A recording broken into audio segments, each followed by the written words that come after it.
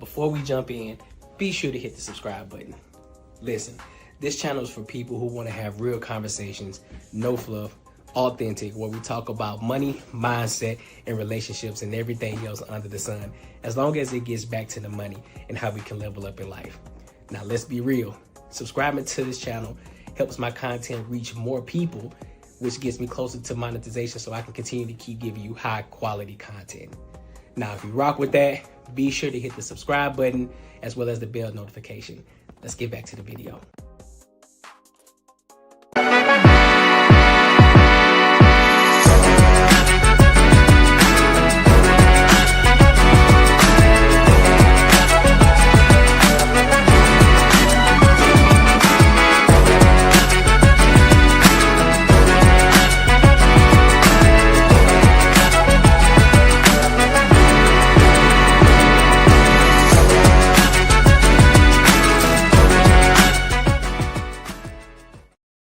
What up, what up, what up? Welcome to another show, one of the dopest shows on YouTube where we talk about everything under the sun. As long as we get back to the money, real conversations, and real solutions. I'm your host, Courtnee Edgar.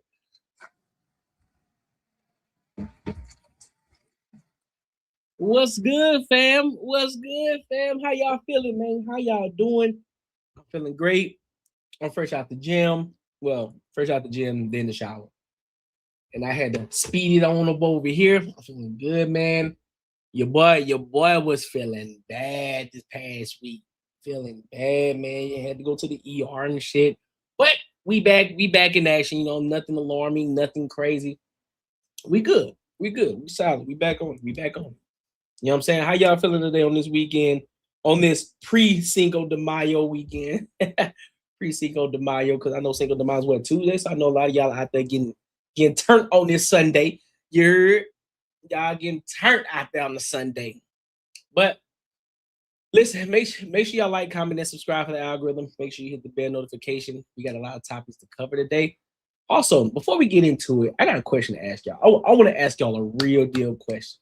Because as you can see, I took the Cash App and the Super Chat goal away under the screen. I took that away. And I took it away because a couple of things.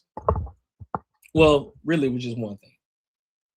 I didn't want to seem as if we are desperate for you guys to put money into the Super Chats, right? I do think it helps with engagement. I do think that's pretty dope if you support the channel, but I want to ask y'all a question.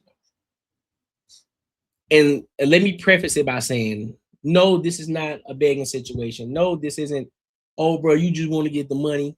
No, I genuinely want to know. When y'all are watching other people's live streams or their uploaded videos, whatever the case, and you decide to invest in their platform, you know, you decide to throw them a Super Chat, you decide to throw them a Cash App, you decide to do whatever it is, spend your money on them. What is your reasoning as to why? And one answer, you know, there could be multiple reasons why. I know I'm, as a content creator myself, I do it too. I invest in other people's platforms. You know, it can be a strategic move to get more visibility to my channel. It can be just strictly off the fact of, hey man, I support this channel. I rock with it, so I'm gonna show love. I'm gonna throw them a Super Chat or a few Super Chats. Or it could just be off the summer fact of there's a question I want to ask and I want it to be seen and I want it to be heard. And I want that specific individual that I asked the question to answer it because I want to hear their thoughts and opinions about the question that I asked, right? There could be multiple reasons as to why. But one of the biggest things is I took the Cash App and the Super Chats away because I don't want y'all to look at it as we are begging. But that doesn't mean I don't want you to support the channel. That doesn't mean I'm not going to ask you to support the channel. Because let's be real, any and everybody who jumps on YouTube, they are doing it not just for the fun of it. They're doing it because they are building something. Now, some people, they do it, they don't understand the business aspect behind it. They don't understand how to build the business. Some of them, they just get on here creating content. They think that's all it is. And there's more to that, right? But I also think that it's important, like if you truly, because that's, again, this is what I do. I invest in other people's platform because I believe in their platform. I believe in the thing that they're talking about. It can be anything, bro. It ain't just oh man, it's transformational. No, it can be anything. It's like, man, I love the dope content. I love the optics of your video, so I'm gonna support it. I love the fact that you are consistent with every week you post on a consistent basis, or you're always live. I know you're working hard. So here, man, for just to show my respect and my appreciation to you, because I know because doing this shit ain't easy, bro. It's not easy. Some people think, oh, me, you just come on the camera, you start talking. It's more to it. And it's not easy. And it takes consistent growth, especially when you see people that go from 0 to 1,000, from 1,000 to 5,000, 5,000, 10 to 20, 20 to 50, 50 to 100. That takes consistency. That takes consistent work, bro. So you invest in that person's platform. What's wrong with it? So that's my genuine question to y'all. What is the reason as to why you would even invest in my platform? So that's a genuine question. That's a genuine question. And if you do want to support the channel, do it. If you do want to support, do it. Because at the end of the day, like I said, I'm still going to ask you, like, hey, I'm not begging. I'm going to ask you, hey, support the channel every time.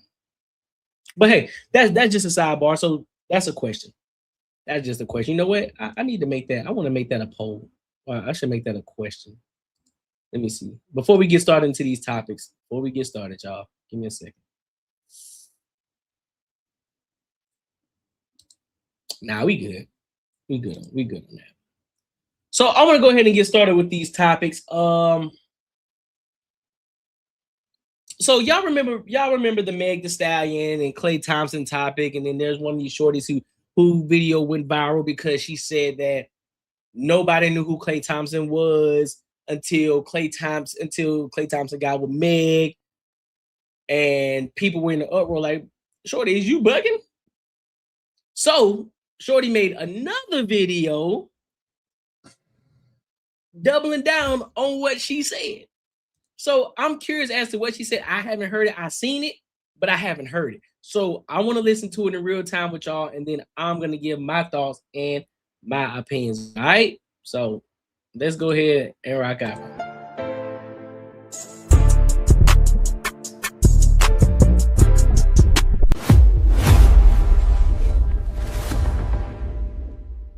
If you think you're coming here for an apology, or you think you're coming here for me to retract my statements, you can retract yourself back to your dirty hole that you was in before you came out to start talking.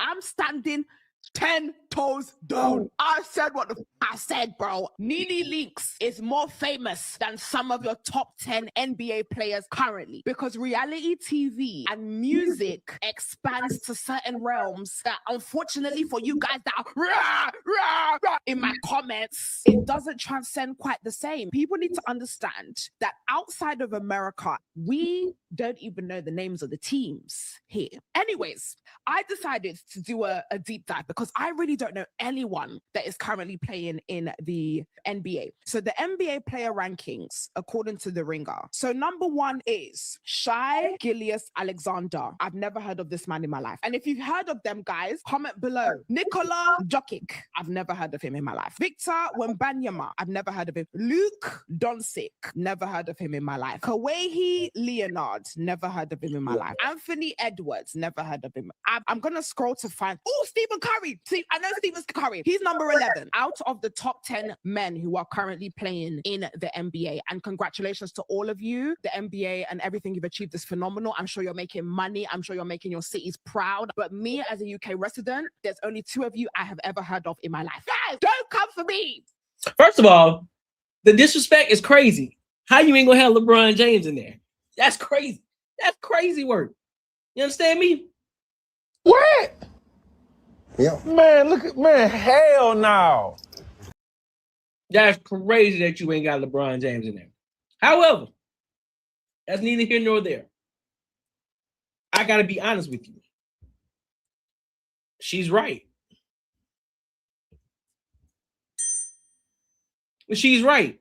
I don't think when you look at the visibility that Klay has, people who live in the United States of America know who Klay Thompson is. Anybody outside the rim of who don't watch basketball, they wouldn't know who Klay Thompson is.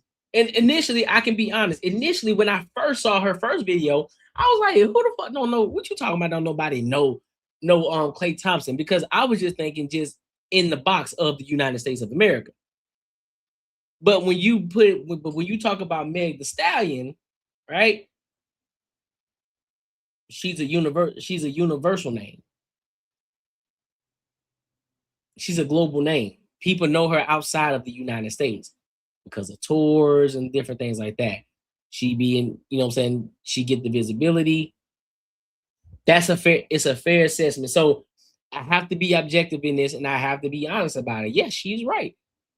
Don't nobody know Klay outside of the United States of America. It is what it is. Regardless if we all know that he got four championships, he's one of the Splash Brothers, means nothing. It means nothing to nobody who watches the game. That's a fact. It's a fact. And you can't argue it. I'm more pissed off at the fact that they ain't say LeBron James. That's the part that pissed me off. Like, bro, so y'all just gonna disrespect LeBron James like that? LeBron James. But yeah, no, she's right. She's 110% right, bro. Don't nobody know Klay outside of the United States of America. So, fellas, I know, I get it, I understand. You know, y'all, you know what I'm saying? I get it. But when you gotta put them, when you compare the two, more people know Meg Thee Stallion than people who know Klay Thompson. That's a fact. You can't really argue that. To be honest with you, it really ain't nothing to be mad at. But I think more so, here's the thing. I think the reason that most fellas or most people who went against that were pissed off initially is simply because you try to make it seem as if he wasn't nothing until he got with her. I think that was the bigger issue.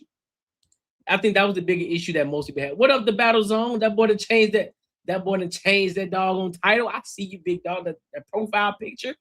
That's what's up. What's up, homie? But I think that's the bigger issue. It's the fact that you tried to diminish him simply because, oh, we don't know who Klay Thompson is. He did an upgrade, not necessarily. Because when you get down to it, he was doing fine by himself. So he don't have an issue with getting women. He don't have an issue with getting women who got visibility. That doesn't improve him. That doesn't elevate him. So I think that was the issue. But hey, it be what it is though. Make sure y'all like, comment, and subscribe for the algorithm, and make sure you hit the bell notification. Listen, if you enjoyed this video, be sure to check out either of these two videos right here. And make sure you share this post with your friends and your family. Sersky, listen, I'm gonna be on y'all tail today. I want y'all supporting the channel. I want y'all supporting the channel today. Whether it's gonna be you become an ENG member, which is 99 cents a month, or you support with a Cash App, or you support with a Super Chat. All right? Listen, we trying to retire. We trying to do this full time. You know what? I'm gonna be 110% honest with y'all. Fuck what everybody else talking about. Everybody too cool for school. They think that, oh man, you know, I don't want to tell people, I don't want to ask for money because fuck that. We trying to retire. We trying to retire from the 9 to 5. We trying to make this a full-time thing. We're still gonna build regardless. Even if you don't throw a super chat, we still gonna build this thing.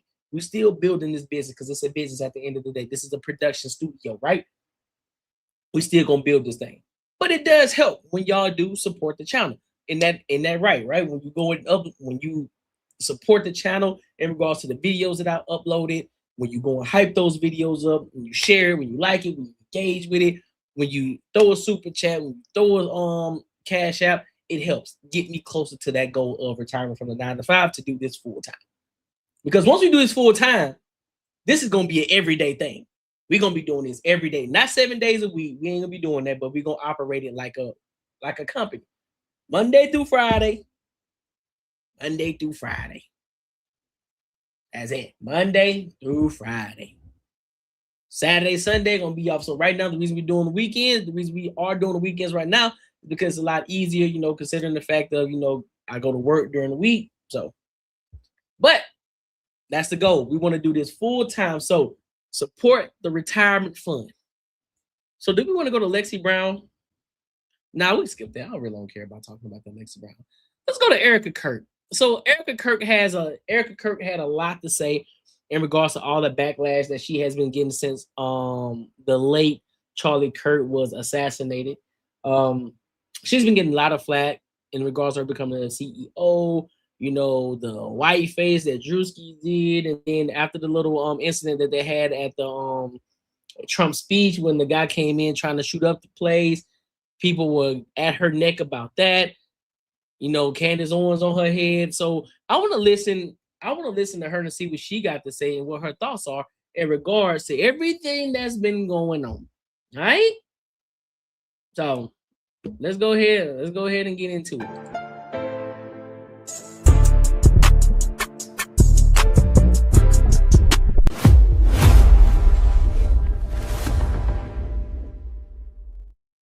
Our country has become unrecognizable.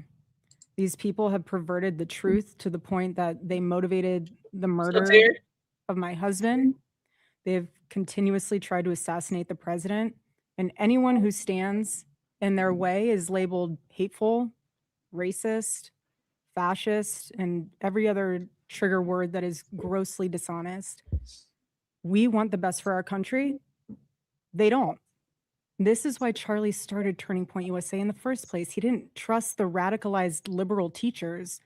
And this past Saturday, it was a school teacher, of all people, a school teacher that attempted to change our history for the worst with bullets. And everyone is asking why I even went to the White House Correspondents' Dinner. And it was because many of the journalists in that room have attempted to dehumanize me. And I wanted to meet some of them face to face, quite frankly. Why have a conversation about me when you can have a conversation with me? So, for example, a journalist from the Daily Mail came up to me. She introduced herself, and she was very gracious. She was saying, "You look so beautiful. I'm so sorry for your loss." To which I replied, "It is so nice to put a name to the face, especially with all of the slander, the lies, accusations that are out there surrounding my husband's murder and myself." And I said to her, "You know what's so interesting? This is my first time at the White House Correspondents' Dinner, and I find it so fascinating, the dynamic that is going on right now, because everyone is all dressed up, and you guys are co-mingling in and out of each other's cocktail parties. And so for one night, you are able to put aside all of your differences for the sake of freedom of speech. And then by Monday morning, things will go back to being an absolute bloodbath between all of you." To which she replied, literally, she said, "I know. Isn't it special, right? Isn't tonight so special?" And following that conversation, it was time to take our seats, and we went into the big ballroom where the dinner was. And one of the first things I noticed when I walked into that room was quite literally the proximity of the opposing outlets to one another. So you have one table here that's Politico, and another table here that's Fox, and another table here that's WAPO, and you're all crammed together, elbow to elbow. And to make the night even more of a spectacle, every single 10-person table had 10 bottles of wine. Damn. And the president of the White House Correspondents Association, she did a great job of trying to make the evening have that feeling of Americana. You know, we were in a room celebrating freedom of speech despite our differences. And the U.S. Marine Band performed the national anthem so beautifully. And then shortly thereafter, gunshots rang out and total chaos ensued. And you guys have all seen what happened next because there are 1,000 videos of it. So let's discuss that fact for a second. If you were in that room, you had no way of knowing what the status of the shooter was, how many there were, or honestly, really anything. It was just utter chaos. And so during an active shooting, these journalists are using their phones to find moments to capture for clips. They were so concerned about getting a video in a room with an active shooter that they could have accidentally and quite literally filmed themselves being shot. You know what? You know what's crazy though? I'm in 100% agreement with that. Your phone is not always required, bro. Everybody is so drawn to their fucking phones, man. Everything that they do, they feel as if they got to pull out their phone. They got to take a picture. They got to record it. Y'all don't like to be in the moment anymore. Enjoy your time. I'll give you an example. So me and one of my good friends, bro, we went out Friday night, right? And Terry, yeah, I know we were supposed to have a show Friday, but some things got miscommunicated. So we'll be back on it on a consistent basis next Friday. This upcoming Friday. So, but I'm glad that you were looking forward to it though. That's what's up. But what I was saying. Yeah, so I was out with a friend on Friday. You know what I'm saying? One of my closest friends. We had a wonderful night. It wasn't partying or bar hopping. Man, we went to an elegant spot. We kicked it. We conversed with a few people. Got a couple of names. Got a couple of connections with some people. A guy who's worth millions of dollars. He owned multiple tech companies. He gave us some insight on different stocks that we should look into and invest in. That because he showed us his entire portfolio and how he made over $800,000 in the past 6 months. I'm like, bro, what? And he gave us the whole rundown of what he was investing in, the companies, and why he was investing into these companies. And so just giving an entire breakdown. And now once were we pulling out our phones, trying to record, doing all of this extra shit that a lot of people do because everybody feels that they always got to go into their phone. When there's like, bro, you know how dumb you got to be when there's a situation going on and your life could be on the line. Motherfuckers is out here pulling out their phone. How crazy is that? Your first instinct isn't to run, duck, hide. Your first instinct is to pull out your phone. Bro, what the fuck is wrong with y'all? What is your problem? Is your mind, are you so focused on trying to be the first one to put it out there? Is it that important to you? Is it that important? You just gotta be, I gotta be the first one to get this, and so I can put it out there so I can get all the credit and visibility. Fuck that. Crazy. Many of those people have become so desensitized that fight or flight became secondary to the opportunity of putting themselves into the story, which ironically breaks the #1 rule of journalism. And again, ironically enough, the shooter was a teacher. You have these people who are supposed to be teaching our children the future of this country, and he's so unhinged that he is able to teach children by day and then attempt to murder the president of the United States by night. Right. That's crazy. That's some wild. And in his manifesto, he starts by contextualizing himself by saying, I am a citizen of the United States of America.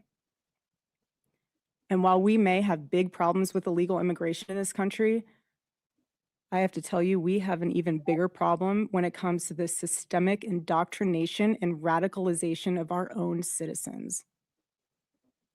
This is what got my husband killed. This is what has led to 3 legitimate attempts on President Trump's life. And I can speak firsthand to that unbearable toll that this must take on our First Lady. There has never been a president who has faced this many assassination attempts in Americans' entire history. And after each one, the reaction from the far left has been, at best, a shrug, and in some cases, a sick disappointment that the shooter was unsuccessful. You know how much, here's the thing. Even the people that were doing the worst for our society, they were not trying to come at their heads at all. It's literally like everything is reversed. What's good is bad and what's bad is good. That's crazy to me. Regardless of regardless of your political views, regardless of who you like, who you don't like, you should not be happy at the fact that somebody's trying to kill your president, bro. I don't care if you like him or not. Who cares? At this point, it's about humanity. It's like, bro, y'all really out here trying to assassinate the president for what? Half of y'all talking about, oh man, our president should be doing X, Y, and Z. Oh man, our president. Half of y'all don't even know how to operate in your own goddamn house and make the right decisions for your own household. And you trying to tell the person who is taking care of the entire nation, telling him what he should and shouldn't be doing. Make that make sense to me. You don't even know how to tell your own 5-year-old kid what to do and what not to do, the right thing to do. You don't even know how to make decisions for them. And you out here talking all this shit, talking about what the president should be doing and what he shouldn't be doing. Oh, if that was me, nigga, you wouldn't even get close to being a president.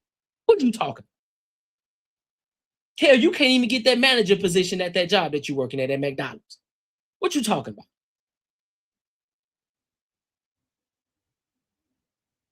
Y'all got this derangement syndrome, acting like y'all so, oh, I'm holier than thou. I'm just the best man. Half of y'all got skeletons in y'all closet too. But you so quick to point at everybody else. Oh, look at the Epstein files. Oh, you see the name is on the list. You see the name is on the list. What about your list? What about the shit that you had going on behind the closet? What about the shit that you ain't talking about, huh? That you hiding? What you got going on? Take care of your own household first. Let the president do what he do. Because either way, you still gonna have to wake up and go to work in the morning. Whether it was Kamala Harris in the goddamn office or whether it was Trump, you still gotta go work the next day.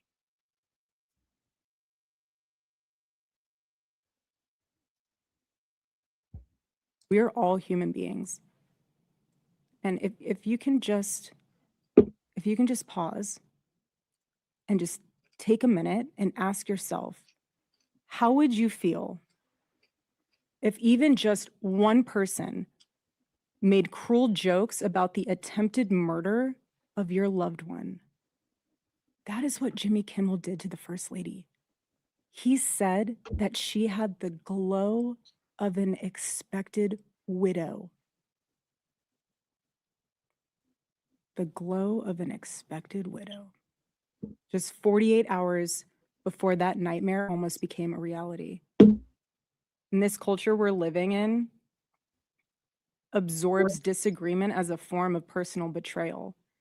It turns having an opposing viewpoint into a moral crime worthy of punishment. And here's what I've realized through all of this, truly, having lived through quite literal hell these past 7 months, if you strip someone of their humanity long enough, you will arrive at the chilling conclusion that they don't deserve to exist at all. Every morning I wake up to a new headline lying about me. I have comedians dressing up in whiteface. I have people saying I'm not fit to be CEO. And I have Candace Owens claiming I murdered my husband. And the list goes on and on and on.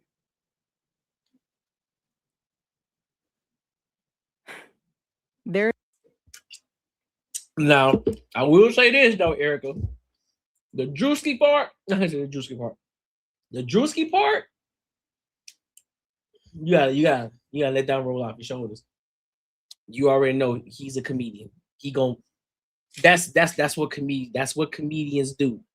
Comedians, they tip that line, they walk that line, they walk that line, they walk that line.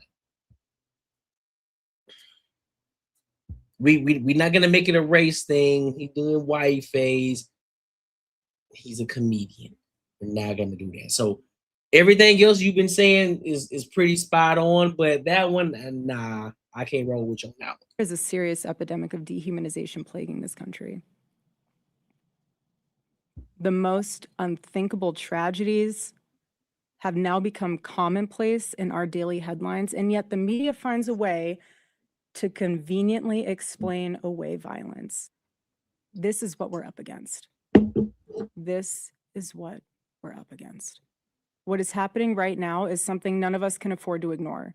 The evil forces working to divide us, to distract us, and to pull us apart has never been stronger. This is a moment for Americans to come together and decide what kind of country we are going to be before we lose our country altogether. In Romans chapter 12, verse 21, it says, "Do not be overcome by evil, but overcome evil with good." Oh. And this is why my husband created Turning Point USA so we could have civil discourse and debate and open dialogue, because when we stop talking to each other, bad things happen. I agree, bro. I'm with her. I'm with her on that aspect. It should be okay for us to have civil discourse and be on two opposite sides of the fence. That should be okay. But there's always somebody who always feels as if you are betraying them, or you're tap dancing, or you're an idiot. It's like, no, I just have a different viewpoint because the way that I see the world is different from how you see it. How can we come together and have a conversation that's progressing, that can help us move the goalposts on where we're trying to get to? I can still love you and still disagree with the shit that you say. It's like, boy, that's some crazy shit that you just said. But I still love you though. And you're open to have a difference of an opinion than me. That doesn't mean I need to hate you for it. But y'all so sensitive today. Y'all don't know how to talk. Y'all have really become desensitized to everything, bro. Can't even have civil discourse, and then somebody, oh, see, then you start doing the shame, insults, guilt, need to be right. Then you got it, bro. Make sure y'all like, comment, and subscribe for the algorithm, and make sure you hit the bell notification. Listen, if you enjoyed this video, be sure to check out either of these two videos right here. And make sure you share this post with your friends and your family. Facts. And make sure you support the channel with a super chat. I told y'all I'm gonna be talking about the super chat. Yep. Because listen, y'all gotta reinvest in my retirement fund. We gotta do. The goal is, after every video, I'm gonna tell y'all the goal is to retire and do this full time. To retire from my job to do this full time. All right. So in order for y'all to help me get there closer, super chat. Help me to get there a lot faster. Super chat. Run it up. You hear me? All right. So I want to get to this other. Do I want to watch this one?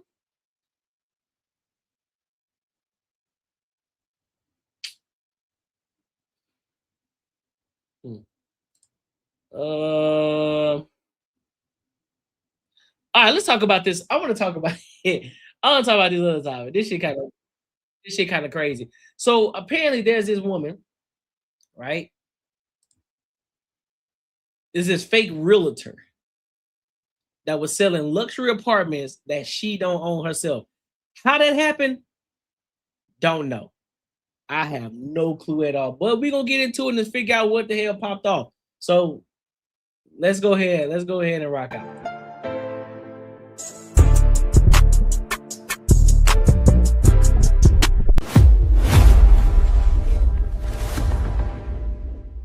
Hi. I have kids. I really needed to move. When you see something nice that's a decent price, you hop on it. I stumbled across TikTok where, they're like, apartments here, pay this deposit, pay this application, and we can get you in, keys in your hand. TikTok pages Tia Vanna and Moss Tia were the names. You can see it says she's a licensed realtor who sells apartments in New Jersey and Atlanta. This is common though, licensed real estate professionals using social media platforms to market and lease properties. But on the back end, it has certainly opened up the floodgates to scammers looking to steal your money. And also, Ramesh, make sure you subscribe and like this video. They were presenting what? So the offer was the fact that, hey, we can get you into this loft without going through the background of it. So, most apartments require credit history. Where do you work? Things like that nature. I work and I make good money. I have a great job. So I didn't have any issues. I don't have any evictions. So it was not that I needed to skip this process. It was more of, if there is a shortcut and it works, then I'm open. The page is now see. No, that's what you fucking up at. As soon as when you already know the normal processes of how you do certain things, and soon as somebody say shortcut, that alert need to go up. Beep, beep, beep, beep, beep, beep, beep, beep, beep, beep, beep, beep, beep, beep, beep, beep, beep. Nah, fam. Nope. So now you telling me I ain't gotta do no background check. Man, nah. It's been taken down, but these were some of the properties, a 3-bed, 3-bath, and hot areas around Atlanta, like this one downtown, $2,500 a month. Or this one, a 2-bed, 2-bath for $1,900. Brown says that she was interested in a loft that was advertised. We'll give you the keys in hand. You pay the deposit. You meet me in person at a location. You get the keys from me, and you can go and get the unit and open the door. You know what I'm saying? Like, we're going to give you the address. Wait, hold the fuck up. What you mean? You gonna meet at a location. They gonna give you the keys, and then you gonna go to the apartment to open the door. That don't make sense to me, dog. Somebody help explain this to me, because that don't make sense to me. They supposed to meet you at the apartment complex and open the door. How that work?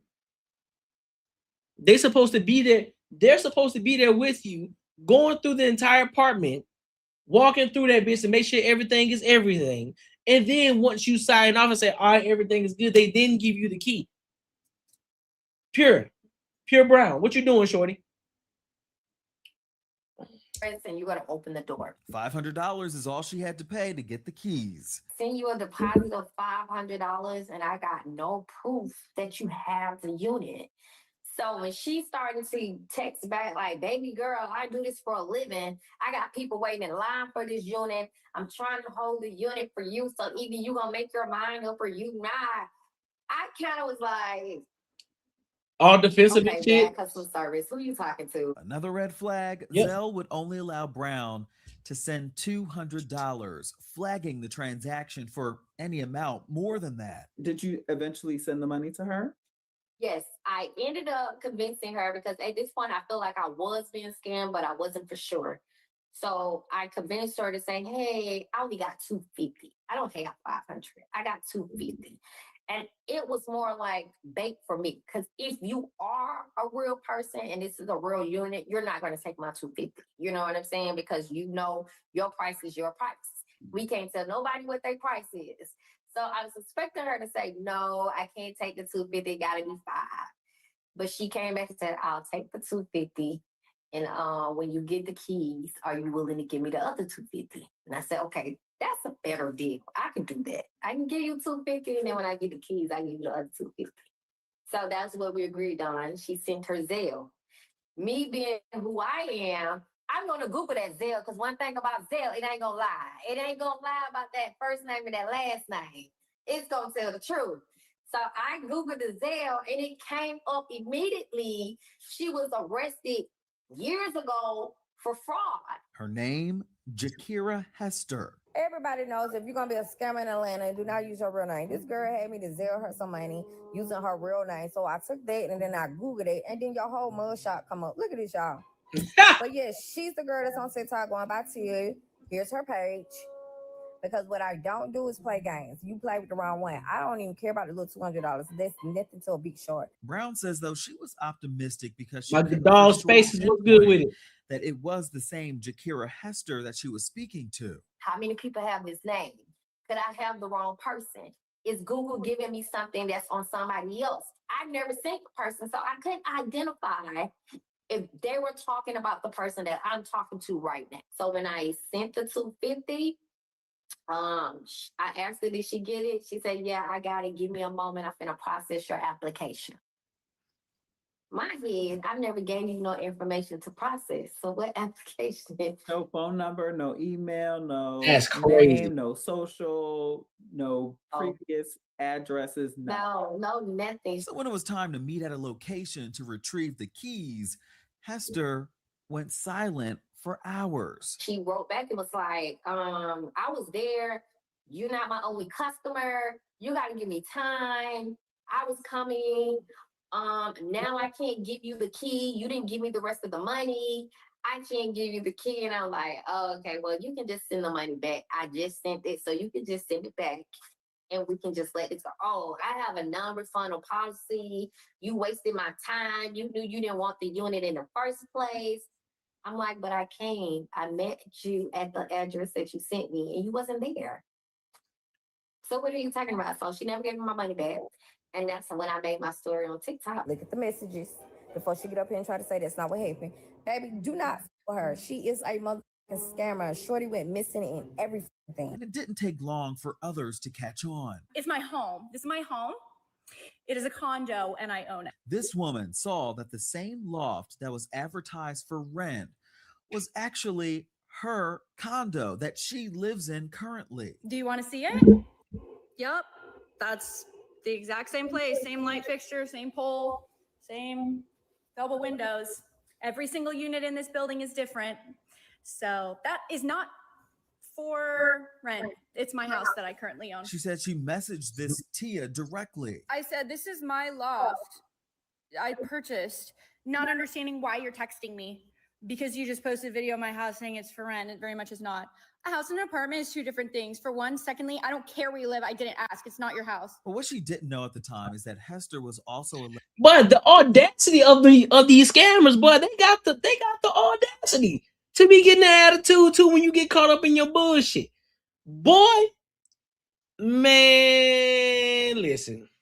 Allegedly stealing videos from a real Atlanta realtor and using her likeness to sell fraudulent rental properties. This is the real agent. She goes by Imani Sold Me Realty on TikTok. Now, I don't care what anyone does out here, how they make it. Listen, I'll be honest with y'all, boy. I got finesse one good time. I got finesse one good time, bro. And it was because it was on me. It was 100% on me, 110% on me. And I knew this nigga was a scammer. But I really wanted that fucking necklace. I really wanted that bitch because that bitch was cold. So when I first started this channel, right?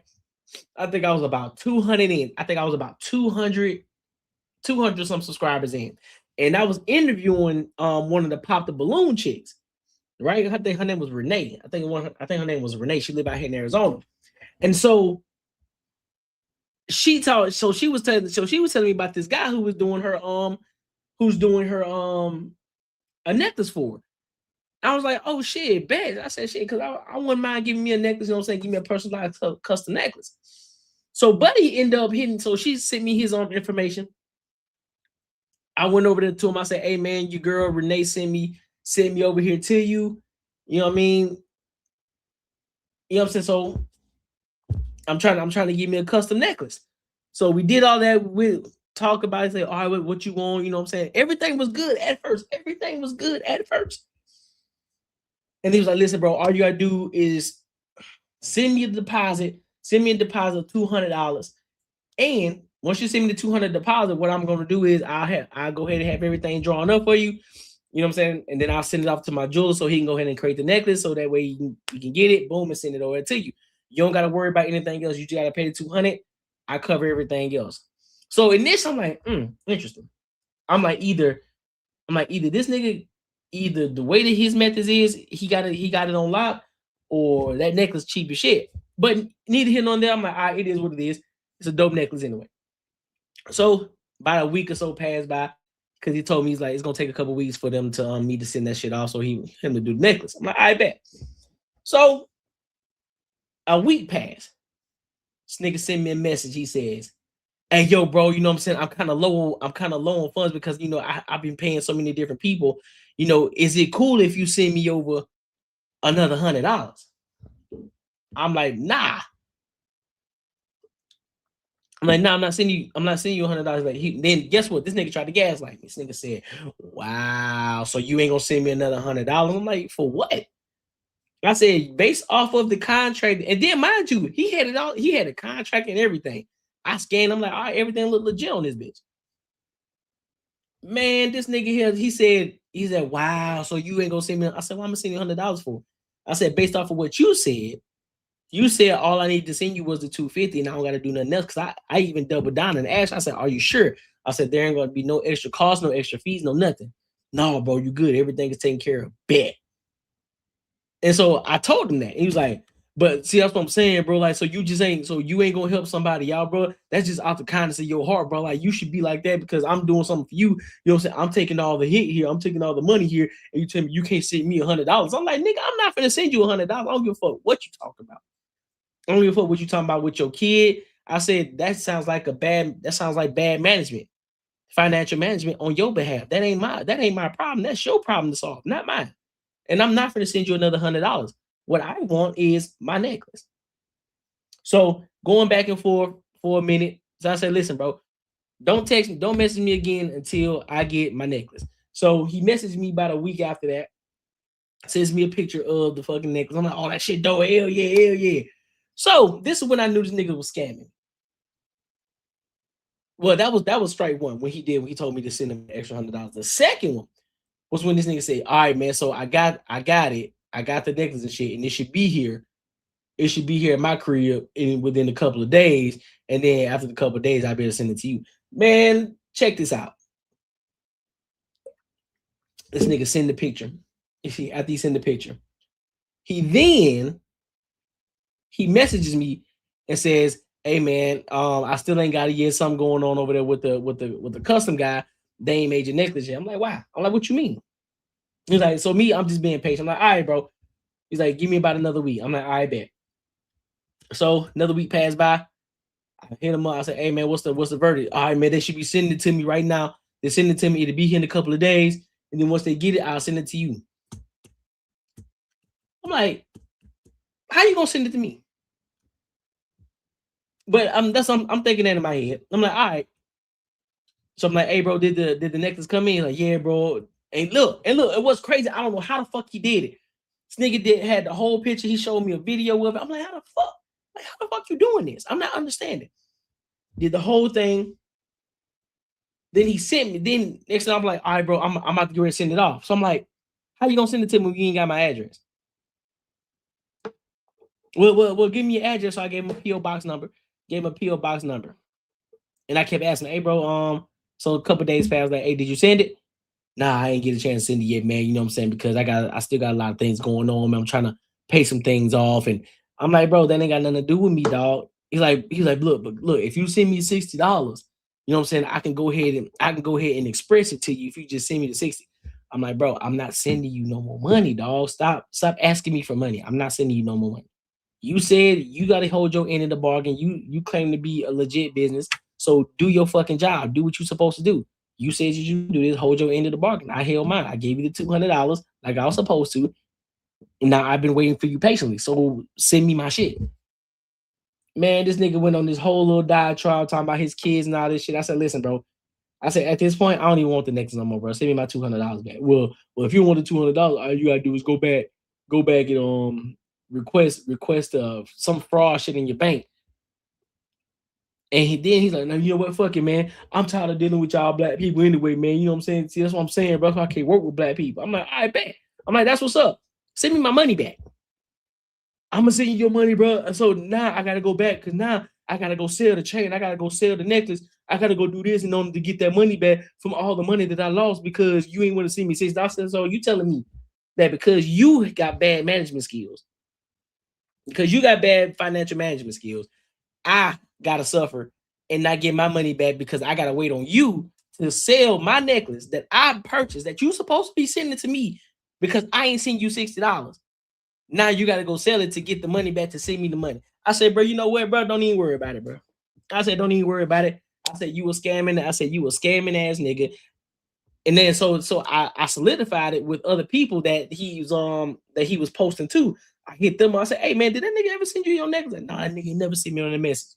Come to find out, the shorty that I interviewed told me about it. She messaged me and she said, man, this nigga a whole scammer. But I found out this nigga been scamming everybody. I said, motherfucker, I knew it. I said, you dirty motherfucker. And he was out of Jacksonville, Florida too. Their money, how they get their hustle, but you will not steal my content and sell it as whatever scam you're doing. Everything that I do is legitimate. It's already hard enough being a Black woman in real estate, trying to gain credibility just because you are a woman in real estate, let alone somebody stealing your content just to make a quick buck. And this is not an isolated case. My heart is beating so fast. It also happened to realtor Ashley Williams, who went public about this in February. Someone on TikTok creating the Atlanta Rental Business Hub company using her phone number and likeness to lease fake rental units. Williams telling her followers that she doesn't even manage rental transactions at her company. A few weeks ago, I lost my phone number and my passwords disappeared out of my phone. Apple told me it was because it was some kind of fraud thing going on. I thought it was because I work in new home sales and I call a lot of real estate agents. I do a lot of like calling and texting the agents trying to get business. My team lead from Atlanta, Georgia called me and said, "Hey, are you doing some kind of promotion on TikTok?" And I said, "No, I'm not running any ads at this time." He just called me back and said that someone called him and said that I have been scamming them out of rent money and applications.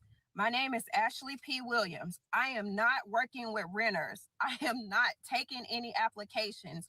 I am not doing anything when it comes to rent.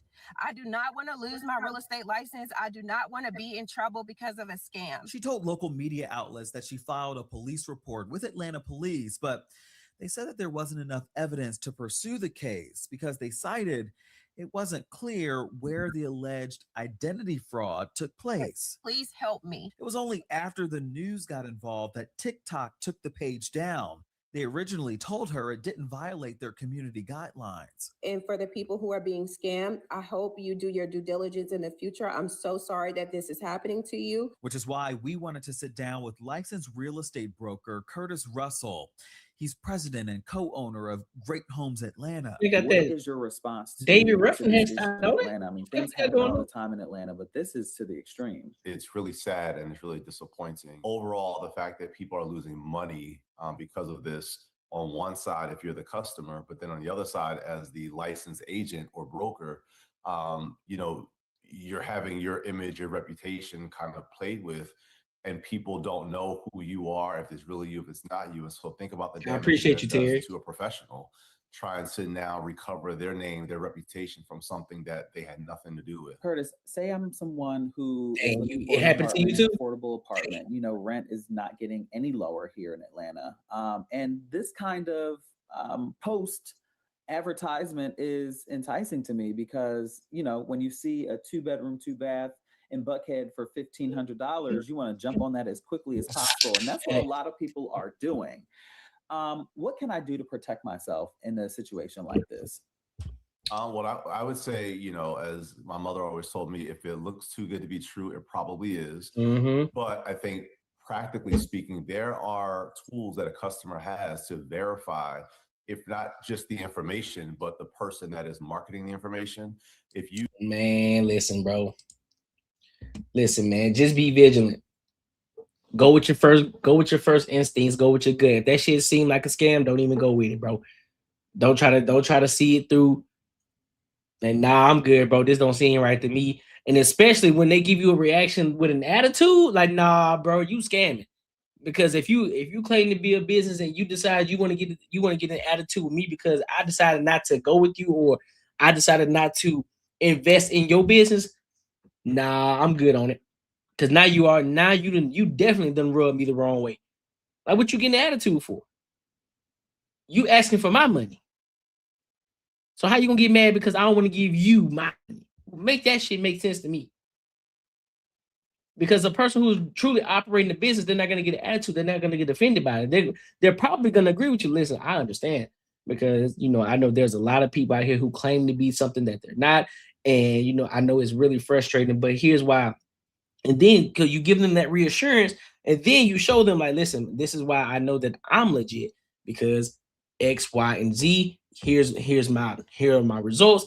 Here are my receipts. Here's everything that I've done. And these are the people that I work with. Here's everything, my license. I'm certified in the things that I do because I have the receipts. I can show you these. I have the tangible assets to show you exactly why you should be working with me. Can't be out here getting no attitude like, man, who the man's down, bro? You ain't gonna give me no money, bro. See, I can't fuck with y'all. What you mean? What you mean? So now I really don't feel comfortable giving you my money because you just went from 0 to 10. What you mean? Like, boy, get out of my face, scammer. I don't know what the hell Atlanta got going on down there, dog. It's a whole bunch of sassy demons and scammers down there in Atlanta. I'm gonna need y'all to get it together. I'm gonna need y'all to figure it out. I don't know what's going on down there in Atlanta, dog. Everybody's scamming, dog. Everybody either sassy or scamming. Bro, what the fuck is going on? It's like if you bump shoulders with somebody, they one of the two things. They either sassy or they scamming.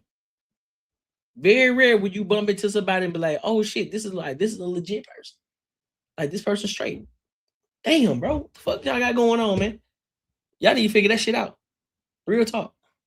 Listen, if you enjoyed this video, be sure to check out either of these two videos right here. And make sure you share this post with your friends and your family. Type shit. What we got? That's the red flag I was waiting for. Man, you feel me, bro? You feel me on Battle Zone? Man, that shit crazy as hell.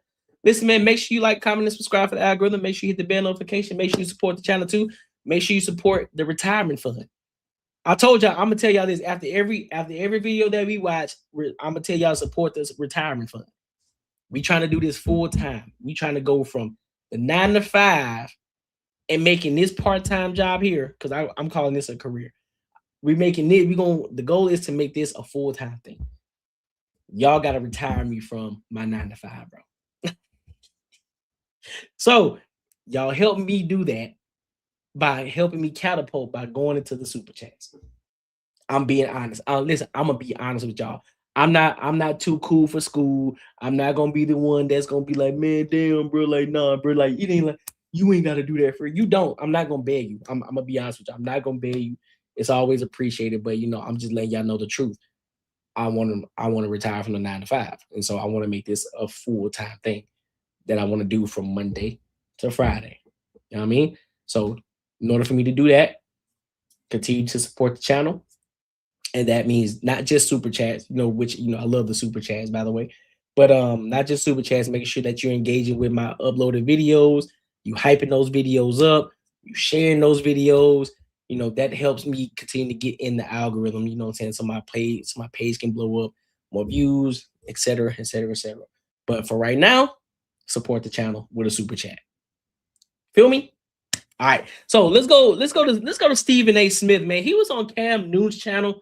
He did an interview. So the reason I want to go about this. Oh yeah, I did. Yeah, I use for reaction content. I definitely do that. I definitely do for reaction content. I clip these up. That's why if you see it, that's how I have them segmented up. So I clip them up and then I post them as a new video.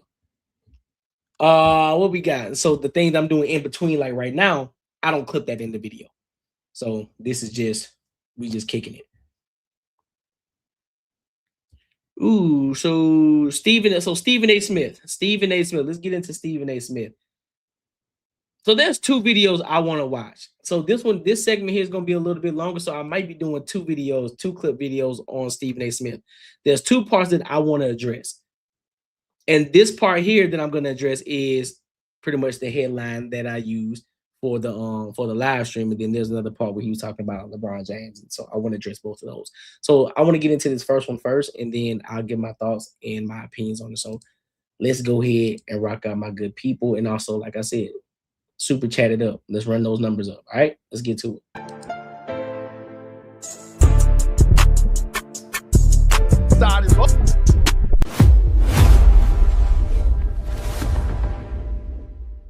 I love us as a people, and I'm never going to abandon us. My point is, you're not going to sit up there and think that you get to define what is supposed to be important for our community when I got a clue about it, which is why I got on Matt Barnes. You want to sit up there and you want to talk that junk about me? What did I say? Invite me on All the Smoke.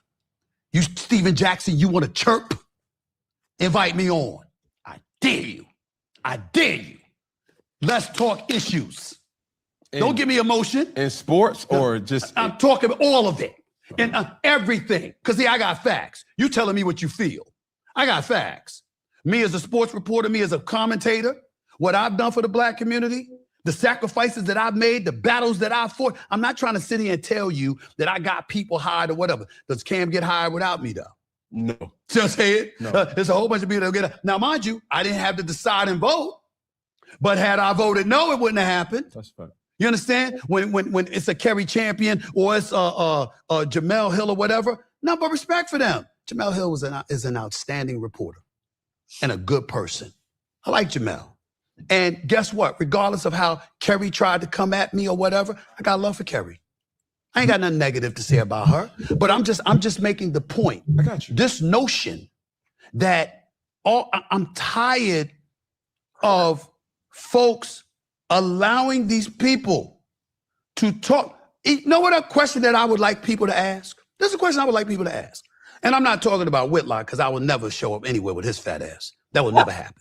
That would never happen. You know, I consider him the devil. And I apologize to Chris Broussard because Chris Broussard is my boy. He don't want me doing that because he's a very religious man. And he says there's only one devil. Don't do that, Steve. Okay, fine. So I'm going to be nice. You know what I'm saying? Sean tells me that to be nice. I got it. I understand. So I won't say that. But he is a fat piece of shit and I don't like him. All right? So then having said all of that, right?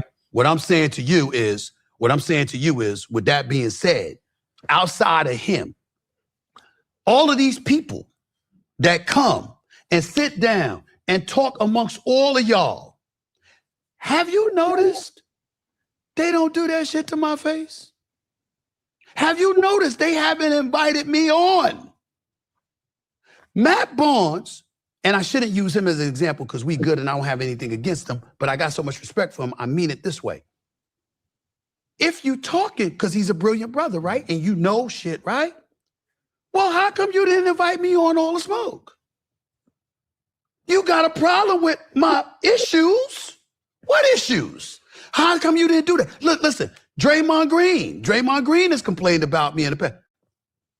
You can invite me on. LeBron James, do you know that I told them years ago when Rich Paul and them rolled up and was like, we gonna get you on the shop. We gonna get you on the shop. And Rashawn gonna laugh about this one because it was him that insisted on it. I said happily under one condition. No edit. Me and you, live, every word aired. See, they talk. Whole bunch of people talk. But sitting in front of my face, as you know, is a little bit different. You pop that shit you want to. But when it come time, where it's not about your emotions, it's about the facts to support them. When you gonna back it up? Stacks, nothing but love for Stacks. Never uttered a negative word about that man. Never. You going on the air, I don't fuck with Stephen A. Wait, that was 3 months after you was giving me a big hug and we was hanging in the lobby in Indianapolis for All-Star Weekend. And then 3 months later, because somebody complains about some shit, because Gilly complains about Russell Westbrook and me saying he should have been suspended for a game, all of a sudden, Stacks don't mess with me. I'm going like this. You see the difference? Okay. See, when people come on your show, they go like this. Well, I just feel, and I think, and it just comes across as, notice, I'm giving you facts. I did everything but give you dates. See, people talk. Okay. But it's a lot different when you're sitting across from me. And I'm telling you right here on your show, how many people you know that are in my position, that have my platforms, that has the freedom to invite them on my show, has not only invited them on my show, but I said to them, I'll come to yours. Okay. How many people do that? Okay. Hey, listen. He got a point. Can't be mad at it. You cannot be mad at what he's saying. Listen, he's telling you, listen, I'm open. You can say whatever. You can say whatever you want. Invite me on your show. Let's see if you got that same smoke. Let's see if you got that same energy that you had. Let's see how big your chest is when I'm in front of you. Excuse me. That doesn't necessarily mean that it's going to be a fighting match or anything like that, but we're going to actually have a conversation. No edits. We're going to have a real raw conversation. Don't leave nothing out. And so I respect Stephen A. Smith in that regard. You know what I'm saying? And to be honest with you, he has put in the work year after year after year to have the respect, to have the type of pull that he has. Let's be honest, bro. He's a big dog in his own right. He's a big dog. And nobody can take that away from him. I'm gonna be 110% honest. Even though you can disagree with some of his takes or however you feel about him and the way that he speaks on in politics or about Jasmine Crockett, whatever the case may be, it is what it is. He earned his key. Real talk. He earned his key. And so I would say the same thing to other individuals. If they got that much smoke for him, you know what I'm saying? Have a conversation with him. You know what I'm saying? If I had that type of visibility, because I know we're going to get to that topic, but even with the LeBron James shit, I had some shit to say. I'm like, damn, bro, like, nigga, that's his kid, though, bro. You just gonna talk shit about him? What we doing? If I had that type of visibility, I definitely wouldn't invite him. I said, come on, let's have a conversation, bro. Let's talk about it. Let's talk about it, Stephen A. You know what I'm saying? But we'll get there one day. We'll get there one day where I might be able to have a conversation with him. I'm pretty sure it's gonna be about something else though. But we'll get there. We'll get there. But but he's 110% right. There are a lot of people, especially when it comes to this content creation. There are a lot of people, they just talk. They don't want to get on the camera with you. Dog, do y'all know? I've had so many people who had so many different things to say. Because sometimes I will clip some of these videos up, right? And of course, you know how clipping is. You don't get the full context. You just get the shocking moments. And boom, you post it up on Instagram or TikTok or your shorts on YouTube, right? So I've had multiple people in TikTok and Instagram talking all kind of shit. Talking all kind of crazy. Oh, man, nigga, you ain't this, that. I swear, man, if you was this, I swear I'll do this. Man, like, bro, you ain't finna do shit. I said, listen, you got every opportunity to pull up on me, bro. Every opportunity to pull up to my show. I go live at X, Y, and Z time. Pull up. And we can have a conversation. Matter of fact, this happened, I think, a couple of weeks ago. This dude and his chick, because I posted up a clip of the Barrington Barter show. We were saying some shit about, I forgot who it was about. I know it was about a woman. And we were saying some things. And so apparently to this guy and his wife, they were coming at us, going back and forth with us. And I said, listen, I have a live going on today. If you got something you want to say to me, pull up. I will send you the link and you can come onto my show and we can have a conversation. And I'm going to tell you exactly what I meant by it. And that way you can get the full context of what I'm talking about. No, because I got time. I ain't got that kind of time on my hands. You know, I work. Nigga, I work too. So what's up? If you scared, just say that. If you scared to get on camera, show your face, and talk that same talk that you talking in my comments, get on the camera. Let's have a conversation. So yeah, I get what Stephen A saying. A lot of motherfuckers just be out here talking, bro. Just be running their mouth, just be bumping their gums, just because they can. They can hide behind their phone and be thumb warriors all fucking day. So I get it though, but make sure y'all like, comment, and subscribe for the algorithm. Make sure you hit the bell notification. Listen, if you enjoyed this video, be sure to check out either of these two videos right here. And make sure you share this post with your friends and your family. All right, so we're going to get now. So now we're finna jump over. We still talk about Stephen A. Smith, but we're still going to jump over to, it's the same interview, but just a different time in the interview. So again, I just had to clip it up so that way we can re-upload this. You know what I'm saying? Make sure you support the channel. Super chats, y'all. Super chats. Don't let me down today, chat. Don't let me down today. You know what I'm saying? I was upset that we didn't have our Friday show. You know what I mean? We supposed to have our Friday show. Upset me. So y'all got to make me feel better with the super chats. All right? So let's get into this one. Let's get into this next one. I don't need them.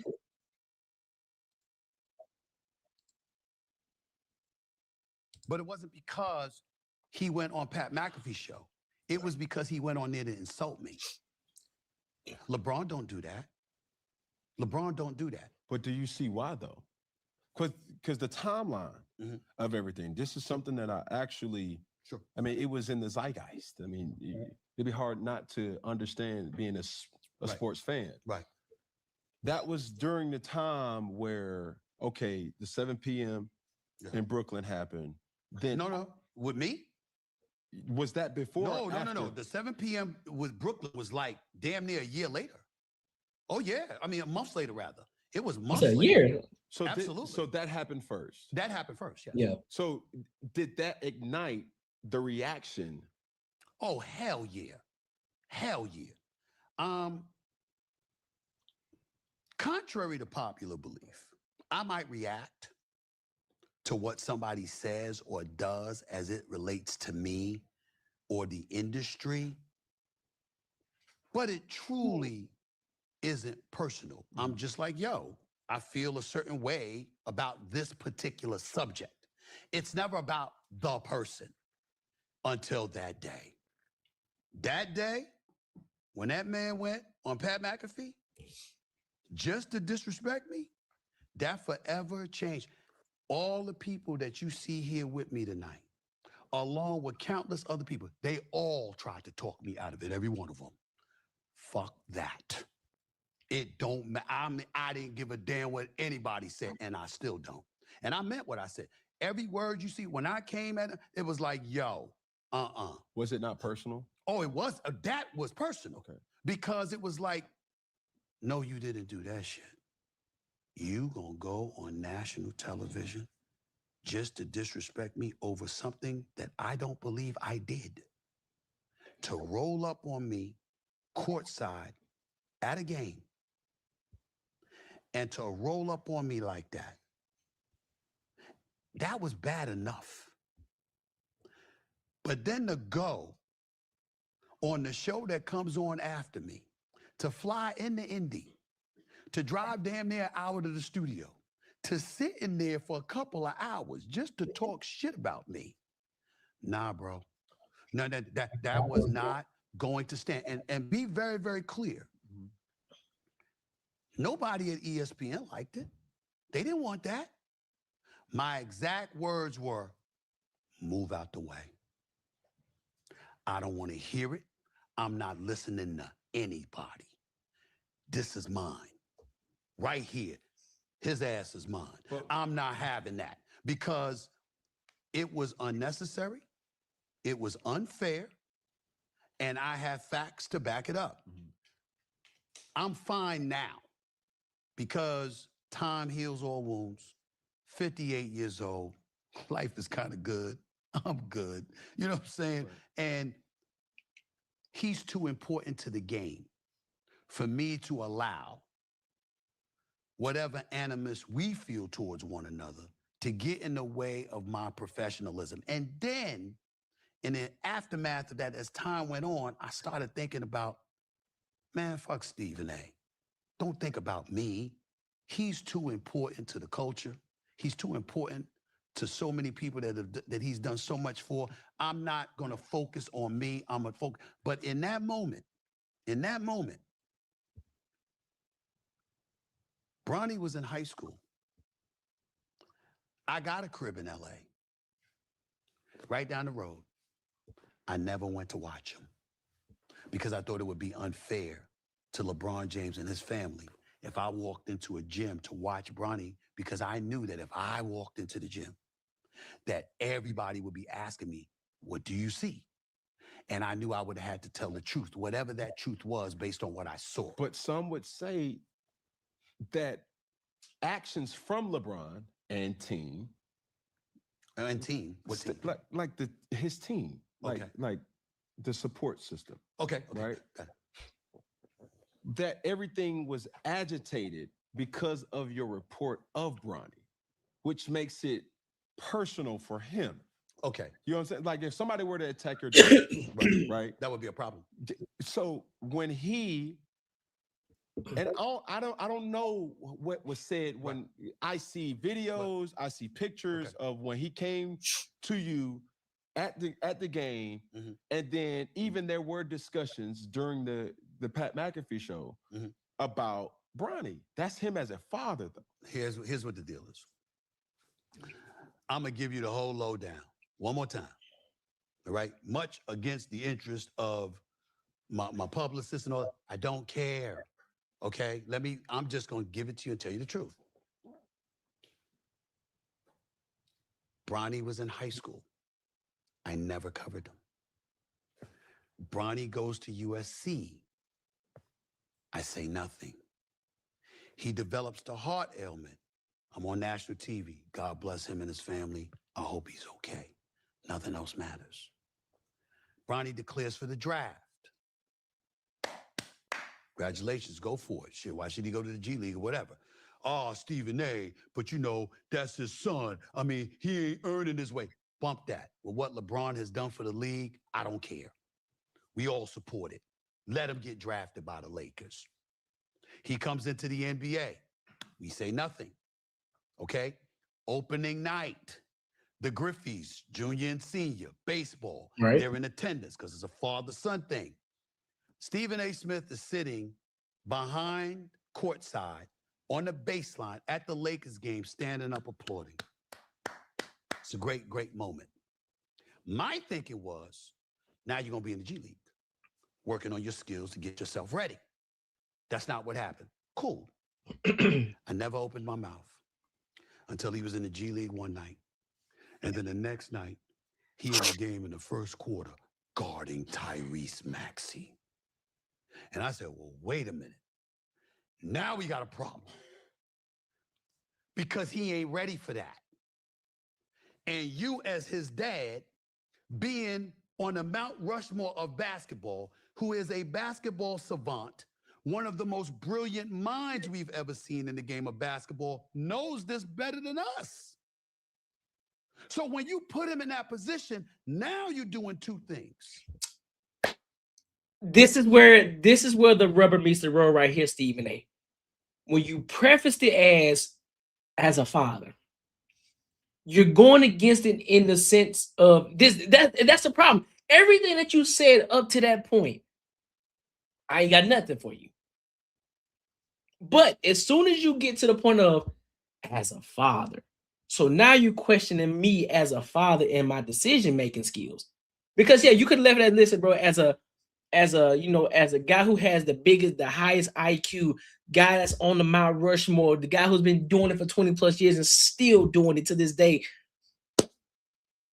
What did you like? You know what I'm saying? What is it that you see? I think if you would have came at it from that perspective, like, hey, let's have a conversation. I'm curious. See, this is what I'm saying. Now, of course, hindsight is 2020. You know what I'm saying? Hindsight is 2020. But if he would have came at it from the sense of, listen, you know what? I'm not going to cover this just yet. What I wanted to do, I want to ask LeBron James in real time, or just in person, right? Or just in person. Hey, bro, I got a question for you. Because in the fact of, your grade, your accolades, your IQ and everything, bro, I'm curious though. What is it like? What is it that you see, from your perspective, so that way I can get a full range of what it is that you see. So I want to report this right, because I know a lot of people got a lot of things to say about the shit with Bronny and the Philadelphia 76ers, him guarding Maxey.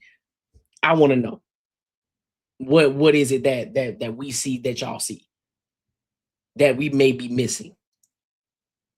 But you prefaced it by saying, as a father. How do you know him as a father? Say, you know what? I think this is great for him. How do you not know the fact that, like, listen, this is gonna toughen him up? We know who he guarding. We know he gonna guard Tyree. We know he gonna guard Maxey. But we're doing this because we trying to build that confidence in him. It could be for whatever reason. And I think that was the problem.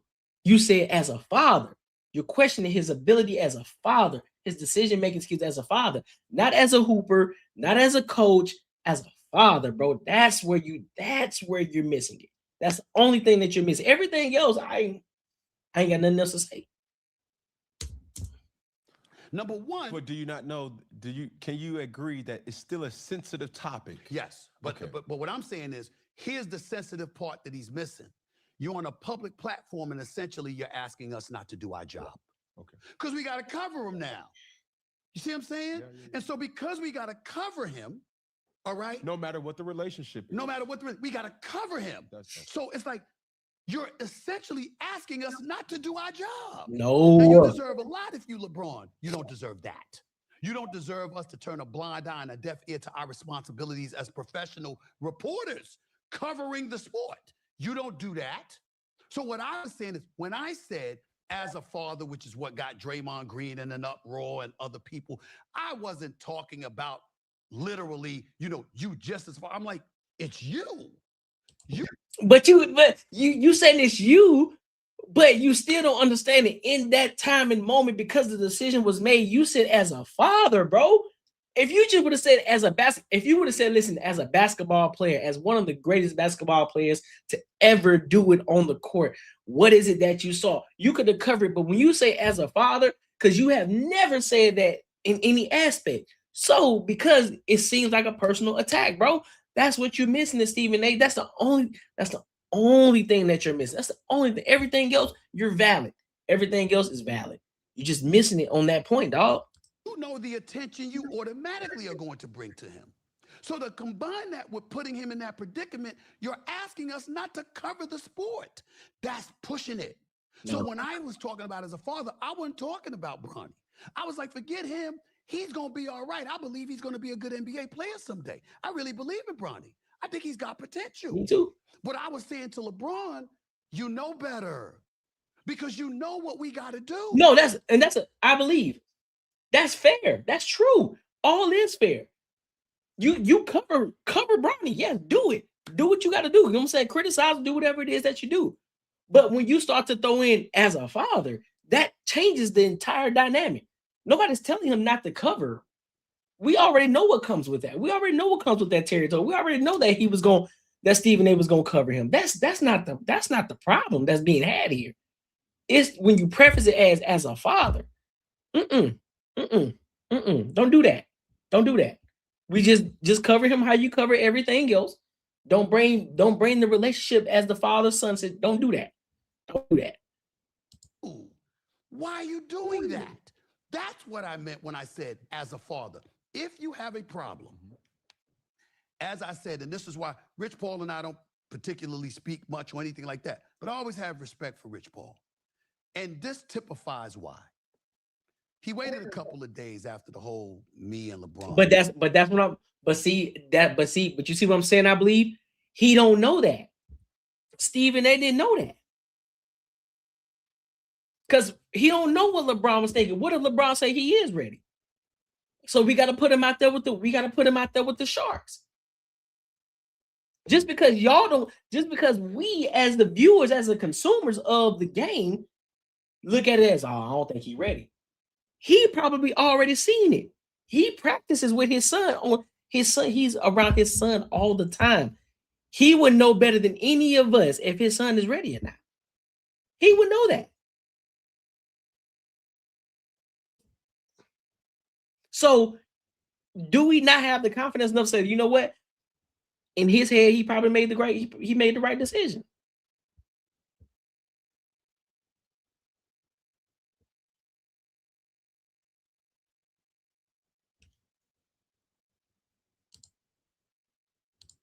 He says Terry says that's a strong point. I just had this in my personal life without sharing the sincere intent. First, can seem like a personal attack, especially if no trust was established. How is land? Yeah, how it lands matter. Exactly.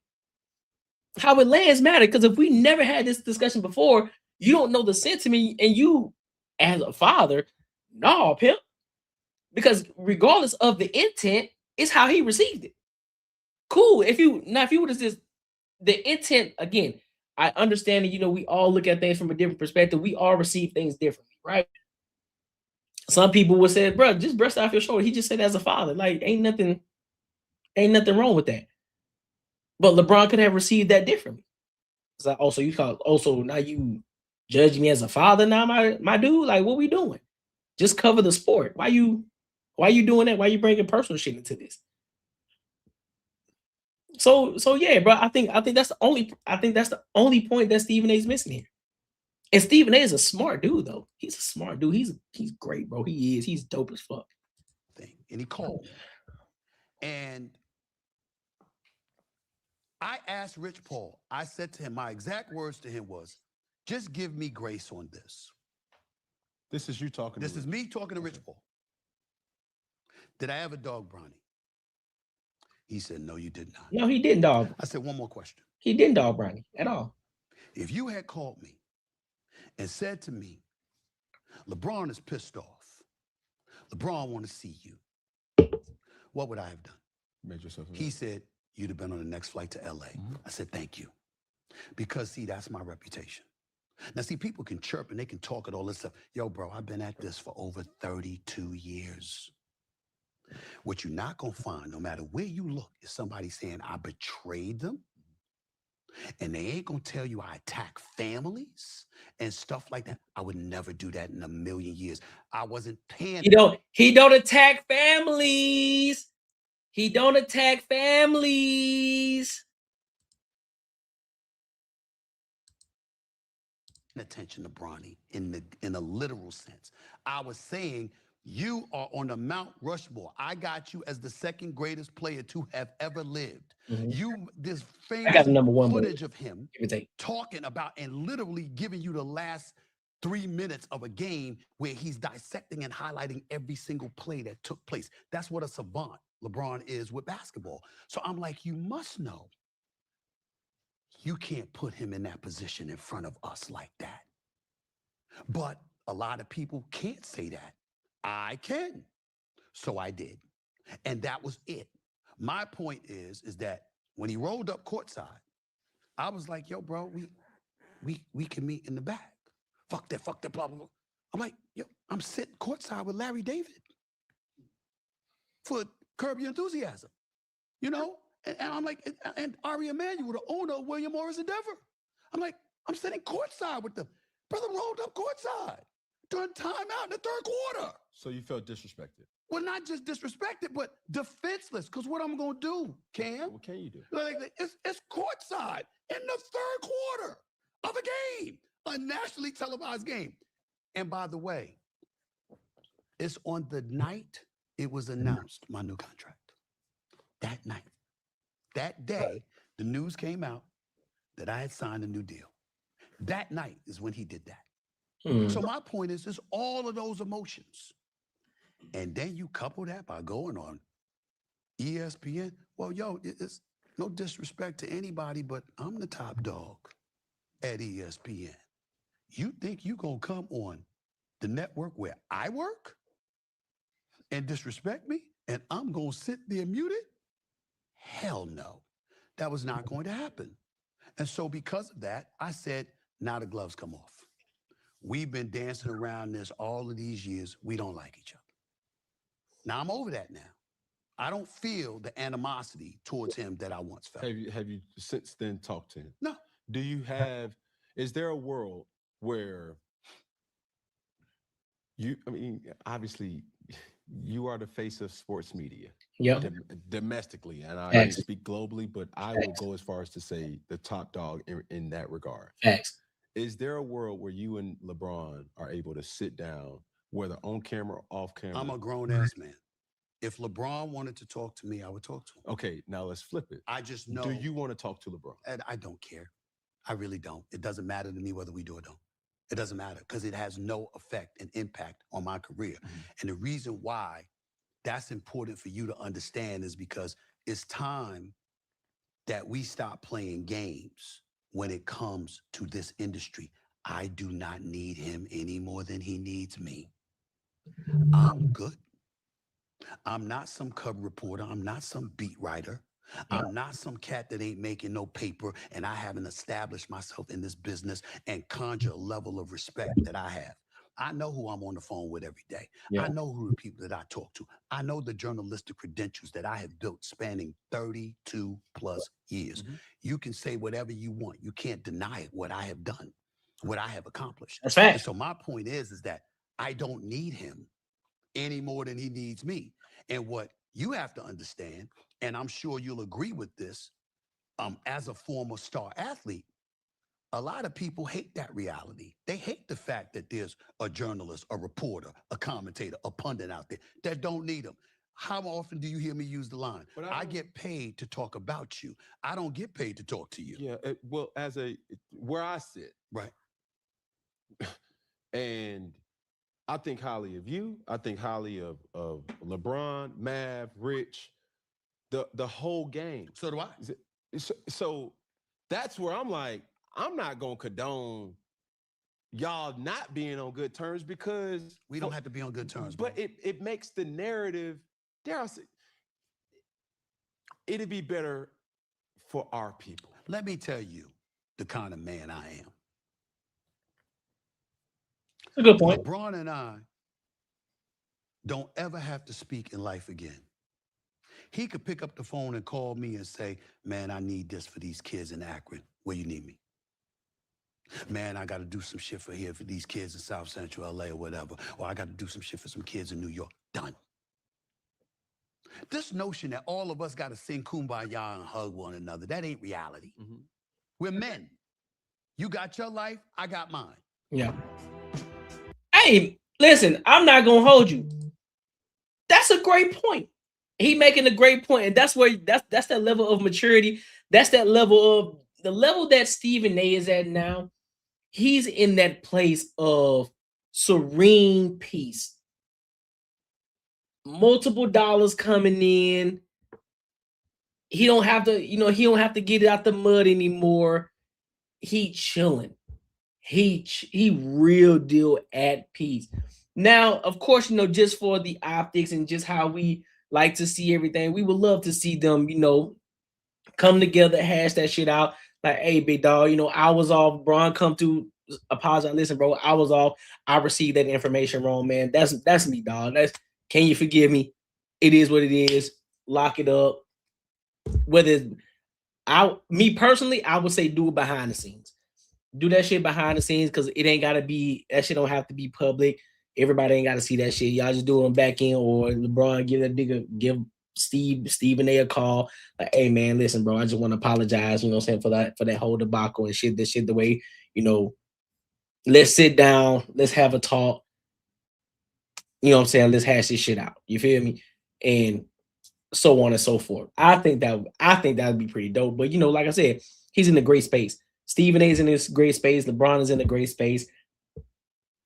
If it happens, it happens. If it don't, it don't. They both are in great spaces. They don't need each other. They are phenomenal without.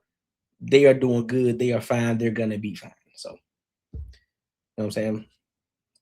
So make sure you like, comment, and subscribe for the algorithm. Make sure you hit the bell notification. Listen, if you enjoyed this video, be sure to check out either of these two videos right here. And make sure you share this post with your friends and your family.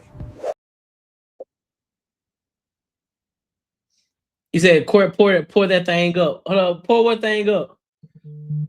What you talking about battle zone? I appreciate he said he doesn't feel animosity and doesn't have revenge. I just hope on his own time he can have the heart-to-heart conversation, full understanding. Yep, I agree. Hey, listen, I'm gonna be right back, y'all. Give me a second. I'm gonna be right back. Don't go nowhere. Support the channel too. Hit the super chats up real quick while I'm back. It ain't gonna take me that long. I just gotta go grab another drink real quick. Be right back. Then we gonna get into some Kendra G.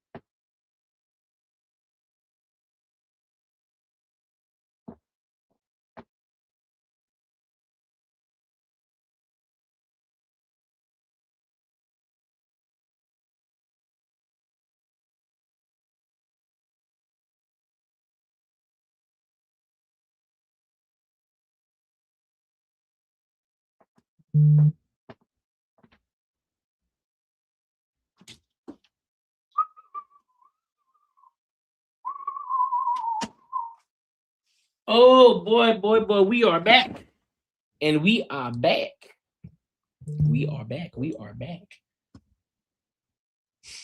All right, so what we got next? I said Kendra G. I don't think it was Kendra G. Oh, so we got Cam.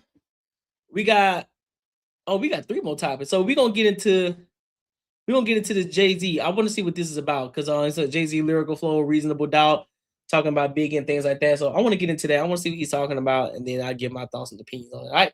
So let's go ahead and rock out. Don't forget to support the channel as well. Support the retirement fund, my good people. Y'all slacking today.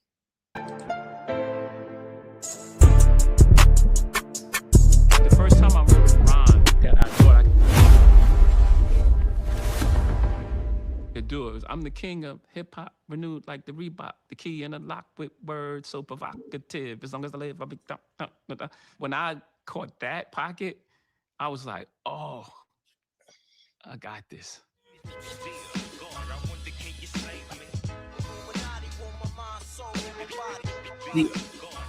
My early years, I had a big green notebook. My mom had got me this notebook, and I was just writing, and it would be sideways and slanted and just like a mess.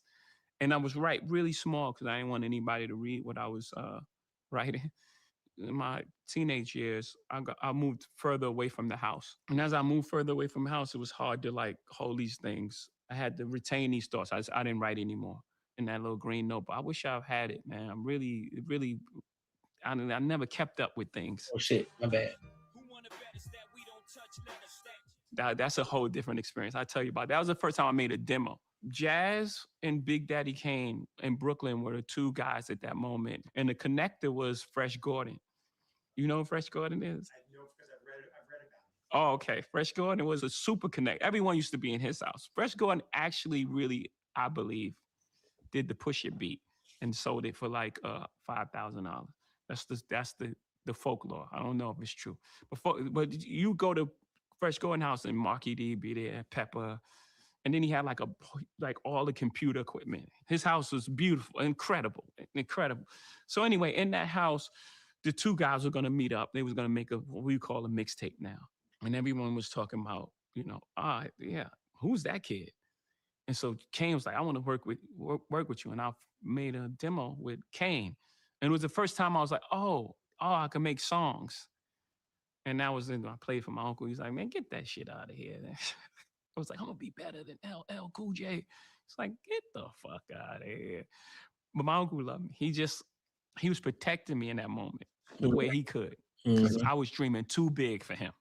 He was like, let me. And that's the thing too with a lot of parents, I know we have our own minds and our own thoughts about things, and our family, they tell us, hey man, listen, don't think too, don't think too fucking high because you don't want to get disappointed. They're protecting you. They do love you. That doesn't mean that they don't care, but they're protecting you in the way that they only know how, because they can't think beyond, what their own limits, So sometimes you can't be upset. You can't be upset at your parents because they don't think or they don't have that same vision as you. Sometimes they aren't going to be able to see it until you're actually in it and doing it. And they're like, oh shit, you're actually out here doing it. So, then that pushes, that kicks the door in, is like, oh shit, you really can do it. You know what I'm saying? So that's just food for thought for those of y'all, you got big dreams and your mind you are thinking beyond what any other person would think of, and your parents are telling you, nah, that doesn't seem realistic. Don't be mad at them. They only think as far as they can. Don't be upset at them about that. Just say, okay, I got you, I hear you, but you continue to keep thinking how you think. Continue to keep thinking big, beyond your own limits. Let you down. It don't happen like that in life. After 96, all the material that's on Reasonable Doubt was pretty much already in my head. The thing about that album is the freedom in it and how naive I was. I didn't know anything about the music business. I wasn't trying to make the greatest song or, Streets is watching. The third verse is 68 bars. It's not 16 structured bars that I know is be palatable for the audience. What I was thinking during Reasonable Doubt was when my guys hear this, it's gonna be their mind's gonna be blown because we just left Vegas and this tells the story of our whole trip. They're gonna go crazy. This story that we just completed and now we're back home, they're hearing on wax.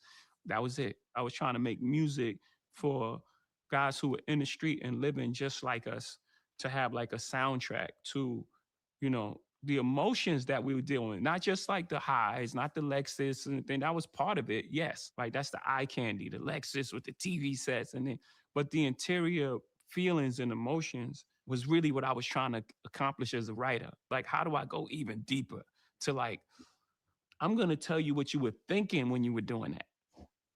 Cause it was exactly what I was thinking. I know exactly how you felt in that moment when you felt that paranoia or that exhilaration, whatever it was. I've been around this block too many times, rock too many rhymes.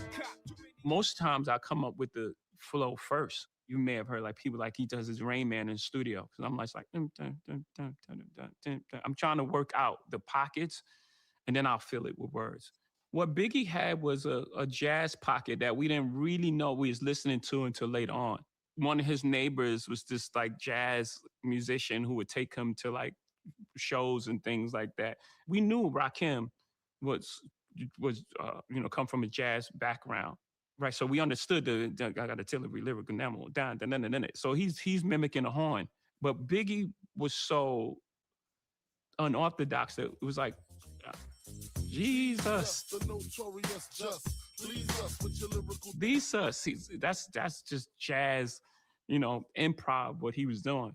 I don't come from a musical family, like, you know, no instruments, but it was just so much music in the house that it just was innate in me to think musically as well as I thought lyrically. Even the first album, when I didn't know what I was doing, I listened to some of those pockets, and they all like melodic. One day you're cruising in the 7, next day you're sweating, forgetting your lives. Yeah, collaborations is important to me because again, it's almost like another ingredient. And let's see how we can create a song that is authentic to all of us. The artist wants the other person to have a great performance because you want a great record. You don't want to have a performance where you're just, you know, your verse is just obliterating someone and then, you know, no one wants to hear that verse. That's not good for the song itself. I'm a fan of songwriting, so I want to know that the outcome. I'm curious to see how, you know, how this is going to turn out. You know, what is Pimp C going to say on this beat? Right. You know, he didn't like that beat in the beginning. It was just like, hey, Jig, man, that's thing too fruity, man. Like he thought he was making like the biggest commercial like sellout record, and he took some convincing. He still did the song. We actually was really cool once we met each other. I think he had 8 bars. I'm not sure, maybe 12. I think he had 12 bars. 12-bar verse that was like one of the most memorable verses on a song. Cause me and Bun is like, it's the big rap pick, but you know, we just did a triplet flow to it. Big pimp and spin the cheese. But he did the opposite. He wouldn't even, he cut it in like, I think quarter note, whatever. He cut it like smoke. And I was like, what is he doing? And then by the like 4th bar, I was like, oh my God. Just beautiful. Like on Brooklyn's Finest, I didn't get to hear that till maybe a month later. So I did all those little parts. I'm saying, what's your name? Who shot you? And Biggie filled those in. And when he was like, in Faith have twins, she probably had 2 pox. I was just like, oh my God, it's just such a good line. It's just so good. And it was just so, he was one of those ones who ain't run from like controversy, whether it made him look bad or not. Like, you know, most people ego wouldn't allow him to say that. And it was like one of the endearing qualities that he had as a writer, you know, black and ugly as ever. And then one word was so powerful. However, black and ugly as ever. However, anything he said after that was going to be amazing. Those are little tricks as a writer that, you know, that everyone's trying to accomplish. I can't say everyone. That's that I'm trying to accomplish. Like when I'm writing, is like just a word that just changes the framing of the thought in a powerful way in the shortest amount of time. Because that's hard to do. Like if you got unlimited, you know, God did verses. I'm gonna hit on something because I'm writing through so many pockets. I'm gonna hit on a bunch of things. But if I got 8 bars, you know, if you think about like fronting, like that was a very condensed, hard verse to write. You got 8 bars to convey your thoughts and get out of there. Every time your name was brought up, I would act all nonchalant in front of an audience like you was just... You know, those is when you got to sit down and really just like, you know, make sure every measure counts. Guess who's back? It's a challenge for the pen, like when you're creating for someone else, and especially people that you respect. You know, Dr. Dre, I grew up obviously a fan of him and Snoop. You know, this is Dr. Dre coming off, you know, leaving Death Row. I know where he was trying to go because I've been there a couple of times with like Kingdom Come and those things. So he's trying to make, you know, he's like, I'm leaving this place and I want to mature. So for me, it was just natural to like get into his psyche. Like, what would he be thinking right there? What would I be thinking? Right. I would be thinking, I have to remind people that I'm Dr. Dre. That's where Still Dre comes. Still. Dr. Dre is the name. I'm ahead of my gang still. It's like a challenge for you as a creator. For me, that's where I really thrive. Like when I'm challenged to like do Well, they definitely make a word mean all more. this shit out. It's triple entendre, quadruple entendre. That's when I feel like I'm at my best. You know, you can pin yourself in the corner and say, I'm gonna write a song about, you know, alcohol. And I'm gonna just like find clever lyrical exercise is a better example. So now I'm just gonna take all these references, you know, about bars and sit-ups and chin-ups and things, and I'm gonna make it make sense. And it can't be corny. Bring your squad, bicep, triceps, and quads. Almost like a cooking show. These are the ingredients I got to work with. I'm making this type of meal, and I have these sort of things, and that's it. You take one of your arms and you tie it behind your back. That's a challenge, but it's a challenge as a writer that you relish and you want. What good is a menage a trois when you have a soulmate? 444 was, I mean, the toughest thing I had to write, and not lyrically, not the greatest metaphors I've ever created, but like the vulnerability and the honesty and transparency. That's hard. That's a difficult thing. I suck at love. I think I need a do-over. I will be emotionally available if I invited you over. But to do it for the entire album and to sit in that and like talk about real subjects and real talk about, you know, how your kids are going to feel. And, you know, at some point you're going to have to sit down and speak to them and all these different topics. That was the most difficult album that I had to write. And Niggas in Paris, I think that as a writer, those are like some of my best moments, the finest moment for me, the most rewarding. I wouldn't say best. My most rewarding moments is to make something that people just dancing to, having a good time.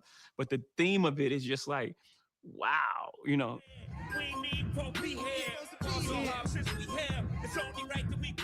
It still has the connotation of racism in it, how people look at you, and we know about the French relationship with Africa and their money and blah blah. There's a lot of deep things that's happening at one time. You mentioned like story of OJ. It's like this idea that once you've attained the success, you're a different person. Like you walk in as a different person, and I believe like OJ got to a point where he thought he was bigger than race. And he was like, no, I'm not black. I'm OJ. Okay. And it was like, I'm not black. I'm OJ. Okay. How nigga? Okay. Right. Because the moment you're not OJ, we're going to see how that ends. Right. Mhm. Whereas, you know, myself, I show up as myself. And writing that in the song, there's just like, there's a responsibility that I have, and I think everyone has, that's come from certain places where we come from, that just comes with it. That's just the responsibility you carry. Like when you walk in the room, you ain't walking in just a solo. You represent the history of what's been done in this country, and it don't have to be all loud. You know, it's like every second of the day, but it's there. It's like air. The thing about B is she's actually an underrated songwriter. She really can write songs, but she does so much that I think what she gravitates towards is a producer. I think she likes songwriting. I never asked her this question. I'm gonna ask her this question, but I think she likes songwriting. She loves producing because the thing she does is unbelievable. It's like she'll hear a snare from a song that maybe we heard once a year ago, where she'll just pull a snare from somewhere, or like take this song and mix it with this song and then put that bridge over here, or, you know, have a completely different song on a completely different beat and make it work for a whole other project. You know, I'm watching that like, wow, inspired by, you know, what she's doing. And I never really thought about that, but I'm almost sure like she likes songwriting. She loves producing. Yeah. Remember, hip hop was about the gift of discovery. That was it. When you went to school, you couldn't have the person that was already good. You have to say, yo, I got the new tape of somebody you never heard of. And it actually told the story of you. That's why hip hop became so big, because everyone wanted to feel those feelings. I tell people all the time, never fight against the future. Right. Future's coming.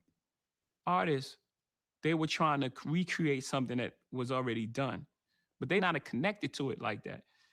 They're not living it and breathing it. They were fighting against gravity. Yep. As opposed to telling their story. We needed that other side. Yep. We needed to hear about what happens when you have 4 successful albums. What happens? What is that feeling like? How do you make the next one? How did you get in the studio? How are your kids? How do you interact with them as this hip hop dad? But if you're trying to make young music and you're not young, it's going to be inauthentic, and people could feel that. You could smell it. So the best thing that anyone. That's facts. That's facts, bro. It's just think about comedy too. One of the people that I like to reference is Kevin Hart, right? If you look at Kevin Hart's comedy from Seriously Funny all the way up to his latest stand-up, it's still about his life, but it's about everything that has happened. It's almost like an update of his life. The more successful, the more visibility that he gained, he talked more and more about that, right? Oh, I've gotten the success. I've gained this, you know. Oh, I used to talk about my Uncle Richard Jr. and now he's doing phenomenal. Now, you know, he's interacting with the kids and X, Y, and Z. Now it's a whole new experience, right? And so I think, and there, even though some people who remember, man, it wasn't that good, is because now those people can't relate.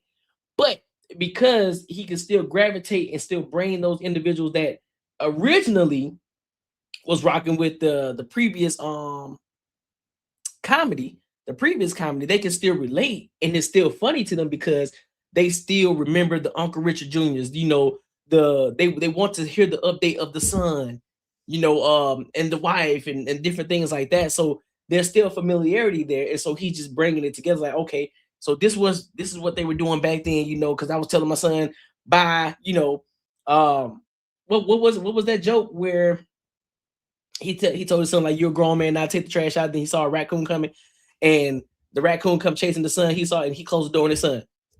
Like, sorry, son, it was either you or me. You see what I'm saying? So you can still, and we can still laugh at that, even though he was talking about he was in this big ass house. We can still relate to shit like that because we all been in a position where we had to take the trash out. I know I have, especially when I used to live in Alabama. It's dark as shit, and you hear all these goddamn noise and movements in the bushes. It's like, hey man, what the fuck is that? So now you got to speed up trying to get the trash can to the curb and run and goddamn zip it right back up in the house before something gets you, before something grab you on your shoulder. You know what I'm saying? So we can relate to things like that. And I think that's the same thing that Jay-Z is saying right here too. You trying to relate to you 37, 38, 39, 40, 42, 43, you still trying to rap like you 22. No, big dog. You didn't experience life from it. You got life. The way that you view life is totally different from that 22-year-old. Talk about the things that you're going through now. More people can relate to it. We already know you put a dope beat behind it and you put some real shit behind it that people can relate to instantly. They're going to be rocking with you. Even at the age of 40, but y'all still you're 40-something years old, you still up here trying to talk about young shit. Like, man, ain't nobody trying to hear that. Your old ass. Ain't nobody trying to hear that.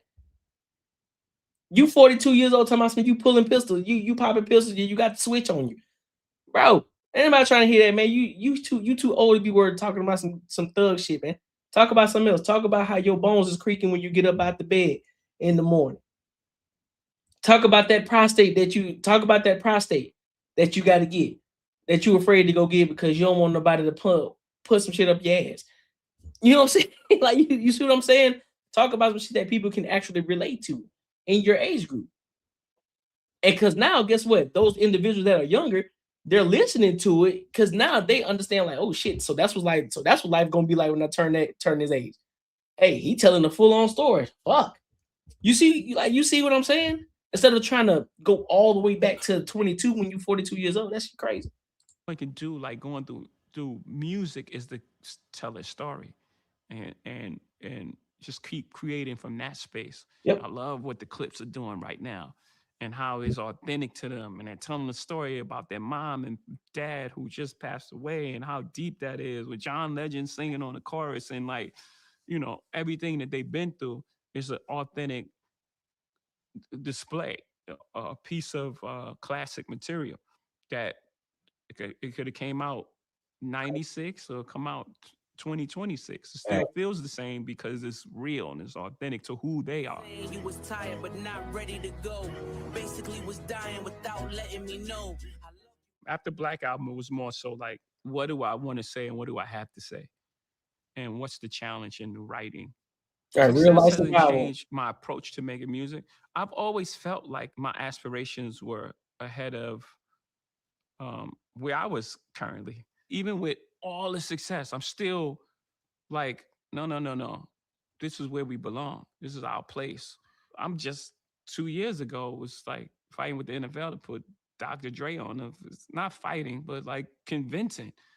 It's like, y'all 30 years too late. Like, this is supposed to been happen. That emotion was from the first album to now.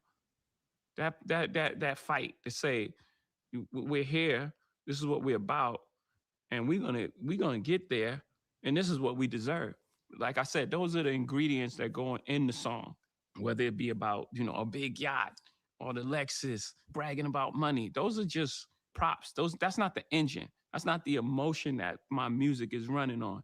But once you get into the interior of the song, what you're hearing is the same thing you're gonna hear from, you know, someone who has some integrity, morality, questions about religion, questions about who you are as a man, relationships, your legacy, your children, the fears that they're gonna have, you know, whatever karmic debt that you put out there, and how, you know, that's gonna affect your family. Those are the real themes. My locations have changed, but who I am as a person and what I believe in, none of that's changed. Things I believe to be true, maybe young, I don't believe so much. You know, a lot. Man, shout out to Jay-Z, bro.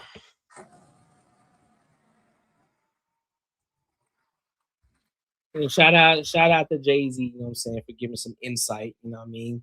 One of the things is, when I was younger, I wasn't big on Jay-Z. Jay-Z grew on me. Jay-Z had grew on me, bro. At one point, I was like, bro, who is like Jay-Z trash?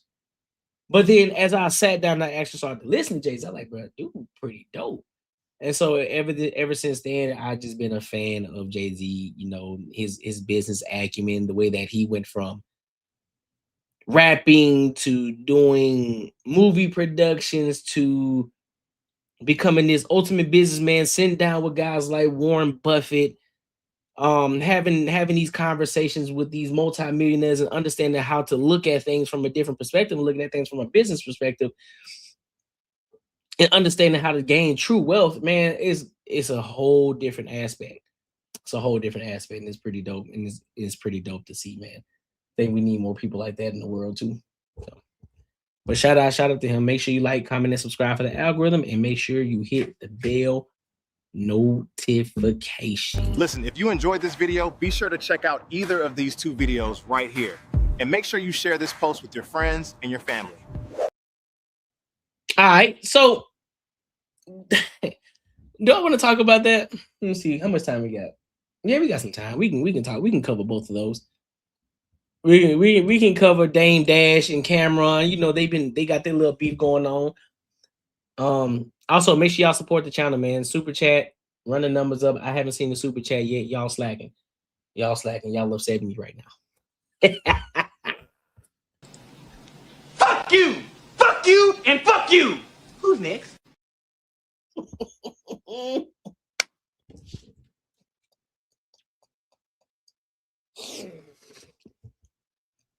Bruh, y'all crazy as hell.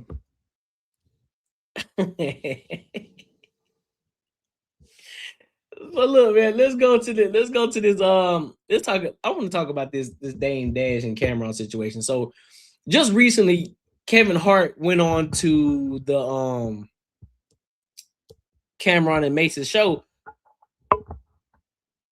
and Cameron asked Kevin Hart a question about what does he think about Dame Dash, right? About Dame Dash. Kevin Hart didn't say nothing. Kevin Hart just got up and he walked the fuck up out of there. He did come back. Don't know what the fuck happened. So we're gonna dive into it. But Dame Dash, he made a rebuttal to the situation, and he gonna have something to say about it. So we're gonna rock out, we're gonna listen to it, and then we'll give our thoughts and our opinions on it. All right. So let's get to it.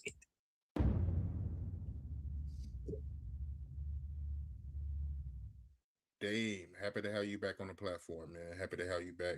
It's been a while, man. We haven't did an interview in a while, man. What's popping with you, man? I heard you got a new deal with BET. What's going on with you, man? Everything's good. You live from CEO Country Club, Florida. And this is my headquarters, and this is where I work when I'm out here. And yeah, I made this announcement when I was on The Breakfast Club. No one just believed me.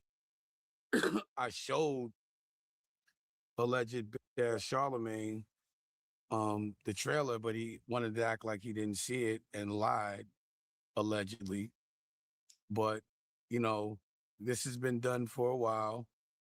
And what I did is I made it and licensed it to them. And it's the first tranche of my paid in full. And it's the docu-series. So, I basically am telling you exactly who I'm talking about, from where the coke comes from, pause all the way to, where it gets to Harlem, the people. And then from there, we do the scripted. So this is the first tranche of my paid in full. And I tell that story through OG stories. I licensed it to BET and Paramount for domestic. And then I keep the rest of the world for my television network, the new network. So it's a different kind of deal. It's definitely not a deal that made me rich, because I had to pay for everything, but I still own it. So the difference between me and 50 is, there was an announcement made that I got greenlit, and that's not what happened. We already made me, Brian, and Louis Carr, before Louis was the president, we did this deal.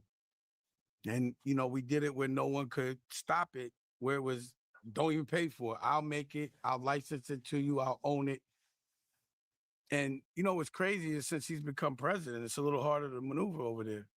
But the point is, there'll be an announcement of when it's coming out, but it is coming out, let's just say very soon. It's already done. No one can stop it. And, there is nobody telling me what to do. There's no boss. I don't work for them. All I did was rent them to distribute it for cable television and Paramount Plus, just giving this story a platform. But what's funny is if, they don't make an announcement, no one believes it.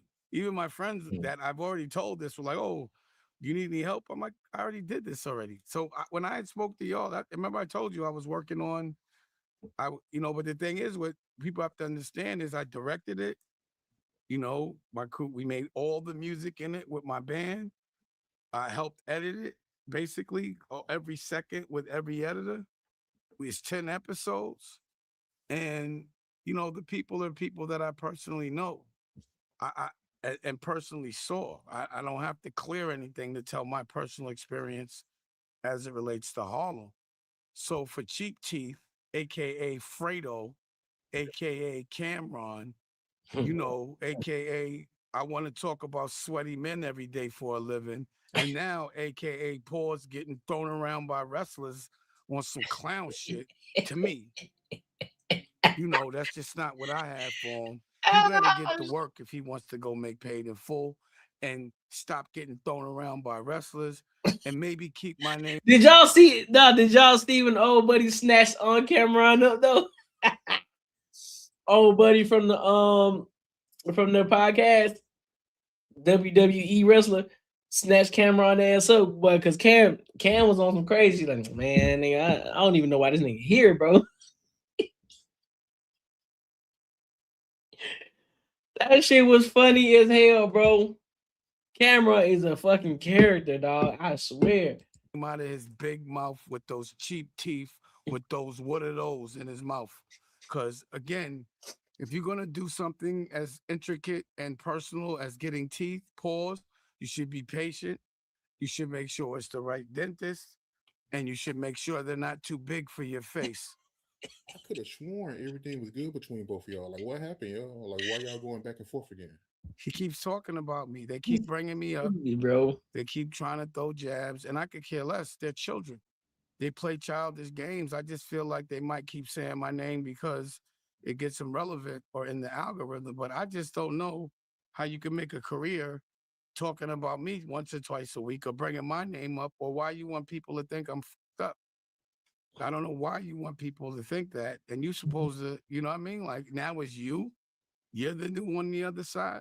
But so corny. You think it felt good, pause, to see him jumping around with G-Unit like a clown? I know they laughing at him. I know they made him do it. I just think they got pictures of him, allegedly. But they should stop talking about me. It's not even like I'm starting, but I don't know what it is. They know I'm not going to let any of that slide. But they've been, you know, I was just waiting for to get real teeth. Like, I had the dentures, but, you know, I told you I had, right there, when the last interview, I had dentures. Because I was going through the bone healing, but now I got the implants, so I'm popping it now. And we back outside. So you see, you know, Nikki Licky got a hit record with PD Crack F1. I got the CEO race team is racing May 2nd at the Arbondale racetrack, so you'll see that. And I'm opening up these CEO country clubs, my version of a real Soho house, all around the country. And, you know, LA's the first. Well, actually, I did it here first. But then LA, I'm opening that. Then we're going to go open up the hotel in Chicago. But it's members only. And I gotta see something, bro. I really gotta see something. I don't mean to count his pockets, but I gotta see something. What's his net worth, man? What's his net worth?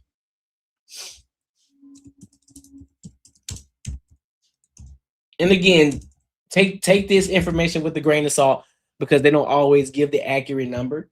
But I just want to see where they're saying his number is at. So in 2026, Dame Dash's net worth is estimated to be around minus $10 million. What? Minus 10 million with a realistic range of negative 5 million to 10 million, depending on the value of his remaining business interests and the enforceability of his debts. Fuck. So recent court filings and public disclosures show that Dash is over 25 million in debt. Ooh, wait. 25 million, boy. Damn. So 25 million in debt with liabilities, including not assets, liabilities. 19 million owed to the IRS. 640,000 in support obligations to ex-wife Rachel Roy and others. Shit. Thousands in child support to multiple ex-partners. He has filed for bankruptcy, citing only about $4,350 in assets at the time of filing, which includes a $500 cell phone and no ownership of a home, car, electronics. Oh, he finessing. He finessing 1000%. Dame Dash co-founder Rockefeller Records. Okay, so that's just. So while Dame Dash remains a cultural figure in hip hop history, His 2026 financial reality is defined by massive debt and a negative net worth, far from the 50 million he reported once had. Damn. But but hey, who knows? You know what I'm saying? That's what I'm saying. You still got to take that with a grain of salt, because he may have filed for bankruptcy. He probably got that shit in somebody else's name, so he's still able to operate and do business. So but as far as we know, based on Google, that boy had 25 million worth of debt. Woo! That's crazy. I'm only letting people in that I really with pause, or I know it's going to be productive. So I take it that that video that went viral of Cam asking Kevin Hart about you. You ain't like that. You wasn't feeling that. Oh, that was another one. Well, I don't know why they would do that. And they, he's like a planned skit every day. So you never know what's real or what's not over there. It's WWE life over there with me. But I don't know why the first question you would say is, what do you think about Dame Dash? I mean, that's gay to me. Like, why are you asking another man what they think about me? That's gay, allegedly. So, again, Allegedly. the reason why Kev is not cool with me now is because I was protecting him when Kev was bothering him. And the next, I showed it when I saw Kev, he had on Uggs and, leotards or whatever. And I got at him and said, don't bother Cam no more. That's my little brother. You know better than that. He's with me. Pause. And then Fredo asked that question. And literally he called me like, yo, man, I think he got at me. He wasn't just telling me other than to say protect him. So I said, I got you, little bro. Don't worry about it. Like I always do. Every time Cam has had a problem, I've dealt with it, not other shit that I don't know about. But when he has any issues in business, I'll save his life. When he had any business, that's why I was so like upset when he got punched in his face and didn't do anything with my cousin there. Because I was like, yo, I thought you're supposed to be watching. He's like, he wasn't paying me that day. We was friends. He's not going to get his sneak bodyguard on some slick shit. But I got to remember, this is the guy that got his, his whole career punched out of his face and didn't do anything. And it was only 3 people. Only 3 people. It was like, it was 3 people. It was like, that's it? That's why you let a man punch you in your face? At least punch him in the face and run or curl up or something, but don't get in the car and drive off and cry in the car. And then go get some, a mouthpiece because you had because he was Bucky Dent before, pause. And now he got a mouthpiece, a cheap mouthpiece. And I'm just wondering why he didn't fight back. And crazy boy. Why he continues to be now like he's on the other side. Him against me, it's like draining, but I'm not going to let him keep talking about me and with me not saying anything. And I just feel like because no one wants to, because he sounds stupid when he tries to talk articulate and do interviews.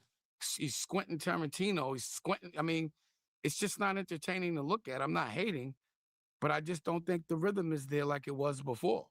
And I guarantee you that show, a sports show, that show only exists because of Mace.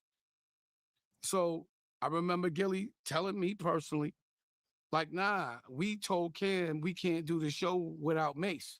And that's why he went and got Mace. But that show wasn't anything, and they wouldn't even do it without Mace. So he had to put his tail between his legs, because what he was telling me was, I can't f with Mace because Mace was, lying about God, and I don't play with God. But for the money, all of that went out the window. So he had to be humble, and that's why Mace is sitting there laughing at him, because you don't see Mace running around beefing with everybody. Well, I love Mace and the respect that we have amongst each other after everything. Again, he's the only one that got on the show and promoted. So he knows that this is a business transaction.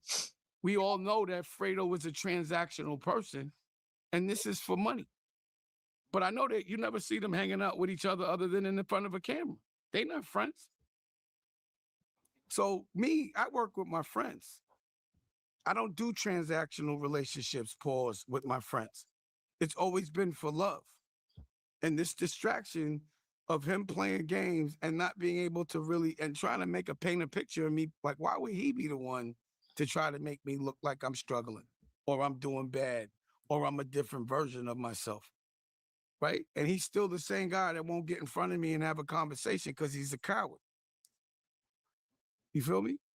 A coward with big teeth, big cheap teeth. Man, this shit here is comedy, bro. These niggas be going back and forth at each other for a long time, bro. Bro, these dudes are crazy as fuck, bro. Throwing shots back and forth at each other, bringing other people into the conversation. Every other people catching strays. It's like, damn, bro, why you bringing my name up into the conversation? Well, like, I ain't mean to bring. Nah, man, don't bring my name up in this conversation, bro. It's between y'all two. Don't bring my name up at all, especially when you on camera. Don't bring my name up at all. If it ain't nothing positive, don't bring my name up at all. Don't even bring my name up at all. Matter of fact, fuck it. Don't do it. Don't even say my name. I don't care if it's positive. Don't say it. Bringing me in between the beefs, crazy as hell. Don't be doing that, man. What's wrong with you, bruh? What's wrong with you, man? Make sure you like, comment, and subscribe for the algorithm. Make sure you hit the bell notification. Listen, if you enjoyed this video, be sure to check out either of these two videos right here. And make sure you share this post with your friends and your family. Yeah. Hey, listen, man. Make sure you like, comment, and subscribe for the algorithm. Make sure you hit the bell notification. Make sure you hit the super chats, my good people. Make sure you hit the super chats.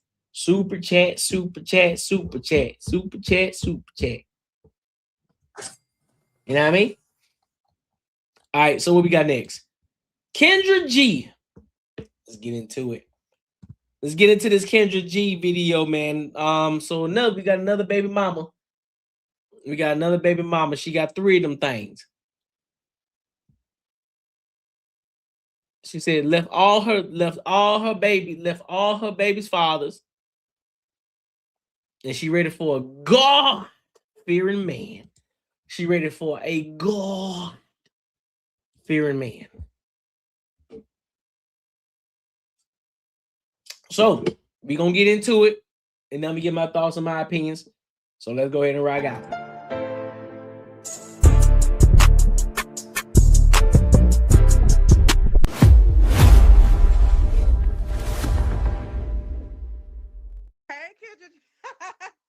You ready, girl?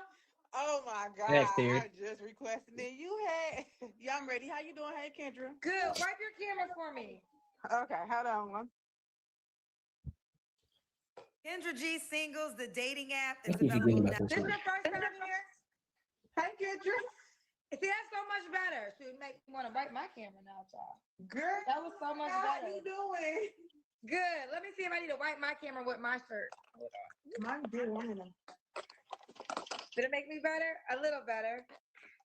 All right, yeah. Period. Ooh, you got a shiny face. What's your name? Hey, my name's Tyler. Tyler, your first time here? I'm sorry? This your first time here? Yes.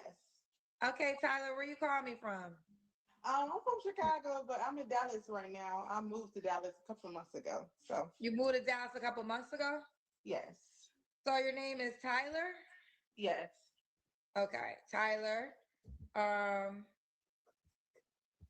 You have any kids? I have 3 kids. How old are your 3 kids? I have a 9-year-old, a 5-year-old, and a 1-year-old. By how many men? 3. Damn. Girl, why you got the 1-year-old baby daddy? I left him in Chicago.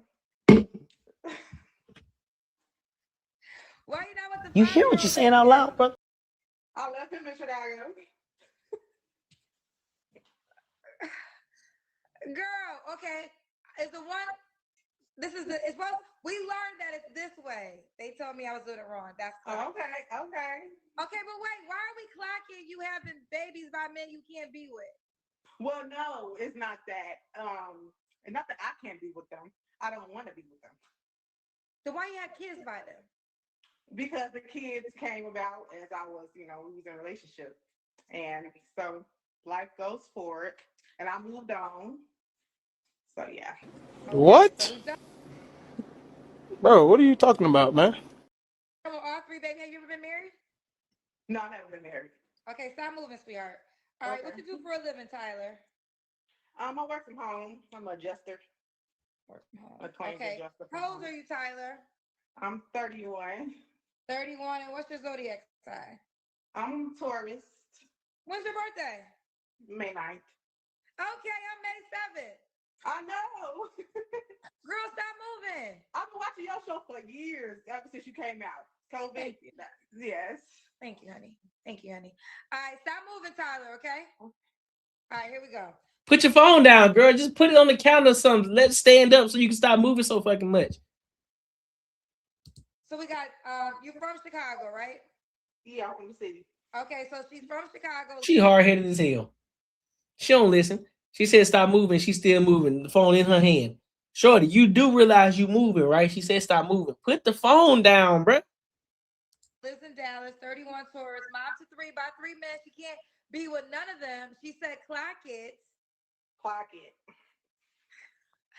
She works from home. She's an adjuster, never married. And she's a Taurus. What kind of man you looking for? Tyler, girl, why you keep moving? Why can't you sit your ass down? I've been sitting down all day, Kendra. Oh my Well, God. sit down until this interview over, girl. You giving us like motion sickness. Right, y'all been doing all the goddamn It was moving. funny. Oh my gosh. Okay, hold on. Hey, y'all. I didn't even see the comments. You must have turned them off. I didn't turn the comments off, but don't worry about the comments. Worry about this new man who's going to take. She does. She better be on some bullshit, bro. She already coming in with ill intent. We already see what's going on. She on some bullshit because she ready for the comments, reading the comments. Oh my God. Who don't mind? You got a 1-year-old, a 5-year-old by men you can't be with. Kendra, I know you. Are you a bit pregnant? But what does that got to do with this? It don't. But if you could get pregnant, you probably have kids right now and probably left them in the past too as well. So, this is what I will say. A grown ass goofy. Remember, I just told you, you that old gang. I think that life happens, but I feel like one baby daddy. I think one baby daddy's grace, right? One baby daddy's grace. 2 baby daddy, second baby daddy. You might be like, okay, Yeah, maybe. yeah. I thought it was flipped up. Now I'm like, no more kids. But third baby daddy, it's on you. Third baby daddy's on you. Because if you didn't learn from the first and the second baby daddy, you can't use that excuse for the third baby daddy. Because by this time, you have did enough experience to know what's right or wrong. I ain't at 4, 5, 6. They be up on here with 4, 5, 6, Girl, 7, no. 8, 9. But 3 is a lot too, honey. You want more kids? No, I'm done. He gotta have kids because that's the thing. I keep on running to men with no kids, and I don't want. They want kids. I don't want no kids. So, yeah. So okay, let me find what you're looking for. What kind of man you looking for, Tyler? I want a God-fearing man, a man that's into the Bible, into God, goes to church. A career man. I want a man. I'm about to fall out this window. That nigga crazy. Boy, listen. I'm gonna go ahead and preface it by saying this: there's nothing wrong with change. You should want to change. You should want to improve. You should want to be in the space that's more conducive for your life, more conducive for you than where you were before. But here's the issue that I'm having.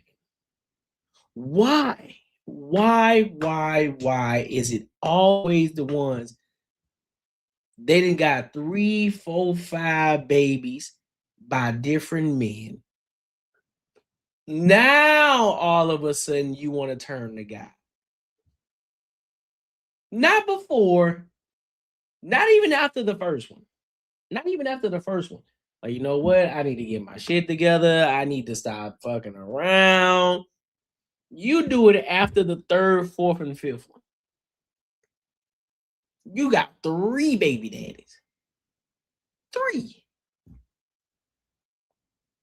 Now you want a man that's heavy into the Bible. You want a man that has a good paying job, because now you see life is hard with them 3 kids. And now you gonna want you a man. I need me a real man. You know, he's gonna accept me for who I am. He's gonna accept me in mine. He's gonna be willing to come in and take care of everything. That's what she's looking for. Dog. Stop, man. Stop. Stop. Stop it. Get some help. Now he got to be God-fearing. You got a 1-year-old baby daddy. When did you find out about God? When did God come into your life? God has always been in my life. I grew up in church, Kendra. Boy, it's out the mud. We got Rashad McCown. Who was the pastor? You were so funny. You were so at CUT, Johnny Coleman. You went to church in Chicago? Yeah. What church? Christ Universal Temple. Who the pastor? Johnny Coleman. You from Chicago. I know. You needed to go to, now Reverend Stark would have had you right. Shout out to Pastor Charlie, then my godparents, the Meeks. You was a child. Girl, I never heard of this pastor. Bring the camera now. Okay, so he got to be God-fearing. What else, child? Yes, he got to be loving, love for kids. He got to already have kids. He got to be at least 30 and up. Tall, handsome, dark skin, no bald heads, and no shrimpies. No shrimps, Kendra.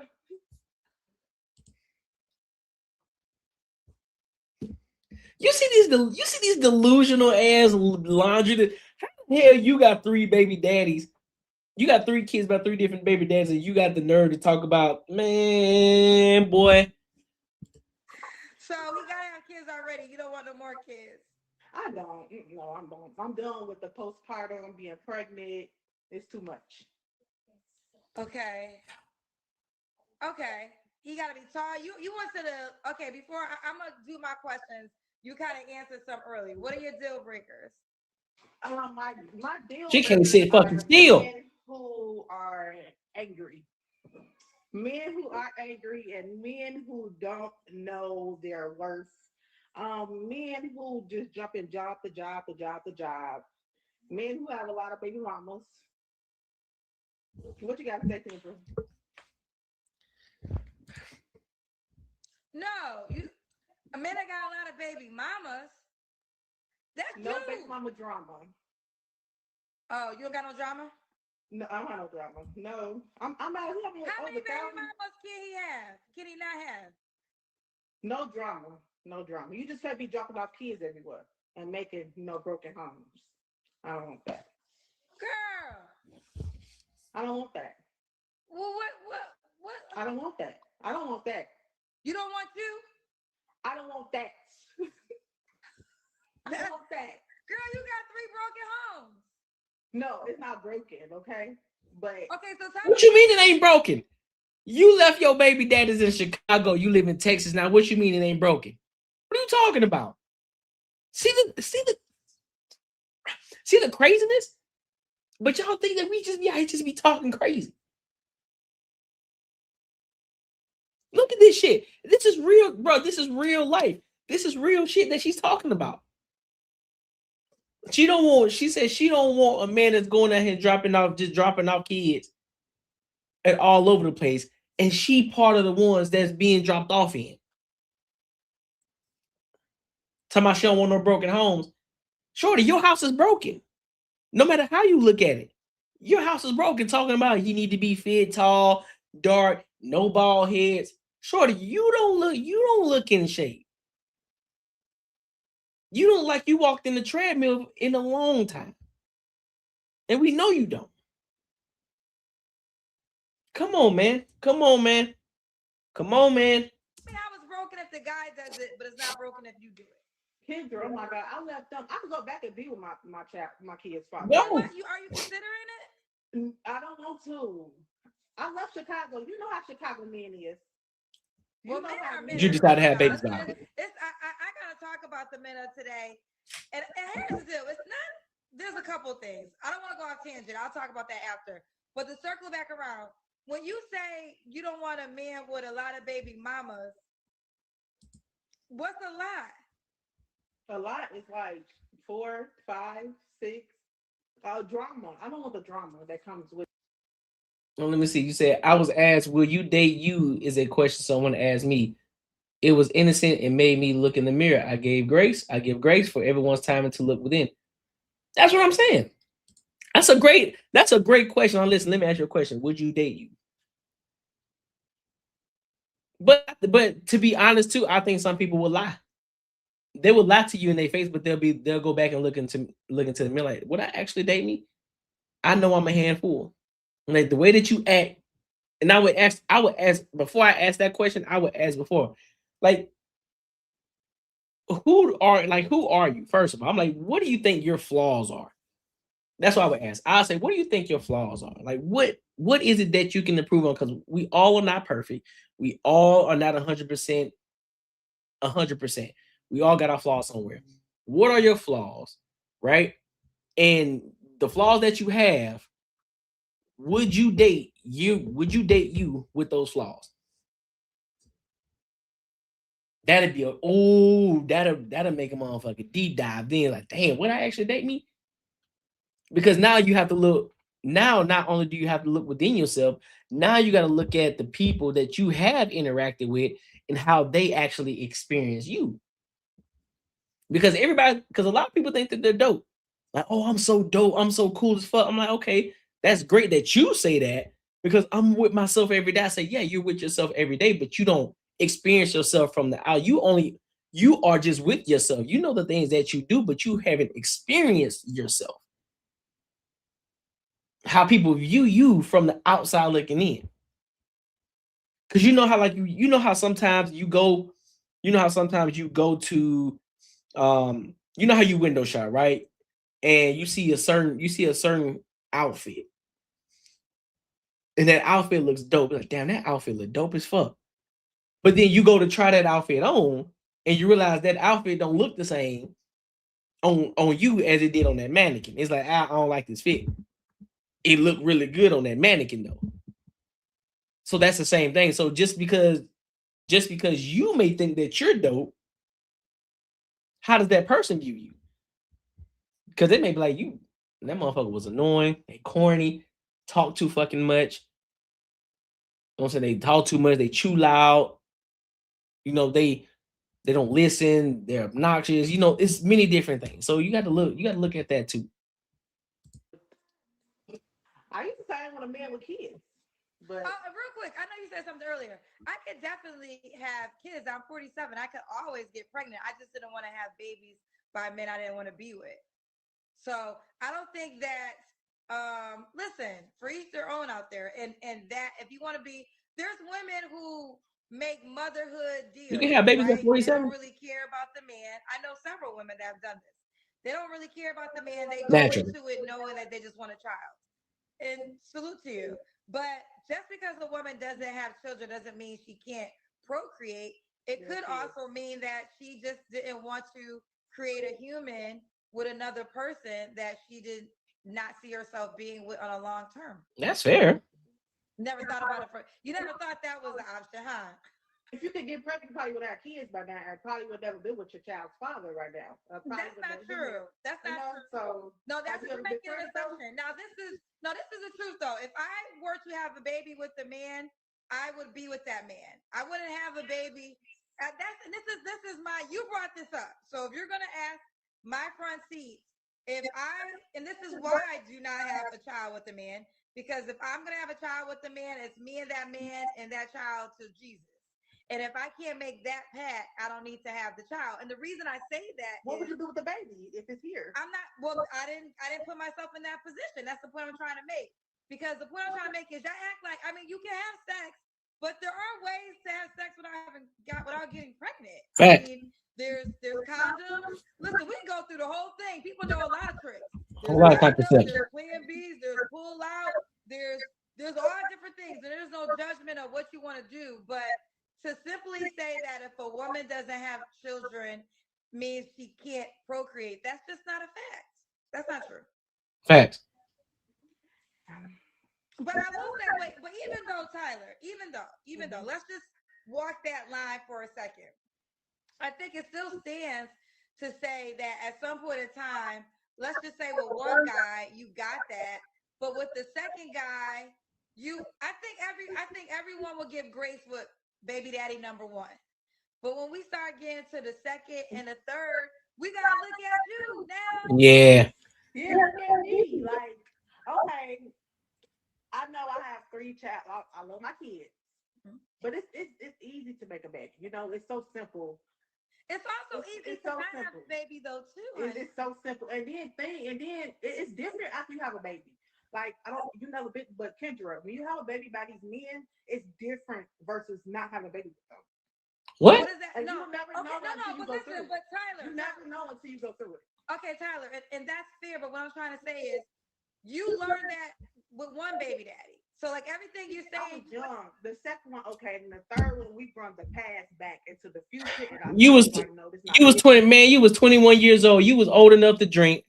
Ain't nobody trying to hear that I was young bullshit, man. That shit's so old. That I was young. No, bitch. No, you weren't. No, you knew what the fuck you were doing. You knew what the fuck you were doing. And then on top, there's nothing. Listen, I can give you grace. I'm gonna give you some grace. 21, okay. You had the one. Damn, fucked up. But you continue to make the same mistake 2 more times. No. At this point, just sit in that and say, you know what? That's on me. Like, why are you trying to defend it? You know what you did was fucked up. You know what you did. You know you got 3 different men. Now you're trying to put the blame on the men.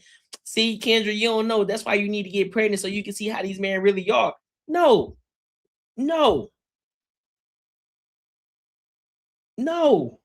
That post-nut clarity is real.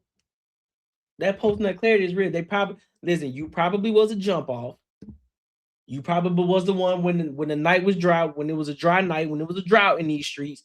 They're like, man, let me hit up my for sure thing. Let me hit her up, see what she talking about. Boom. They end up not pulling it out, getting babies by you, but they wasn't fucking with you like that for real. Cat, bro. I don't believe that. I don't believe it. I don't. Because I really didn't know him. And it took, to have a baby. My son here, I could go back with him right now, but I know that's not healthy. Why would I put myself in an unhealthy environment? And I know it's no good for me. So I left. I agree with that. Can I ask you a question? So do you take any responsibility or is it all the baby daddy's fault? No, I take responsibility.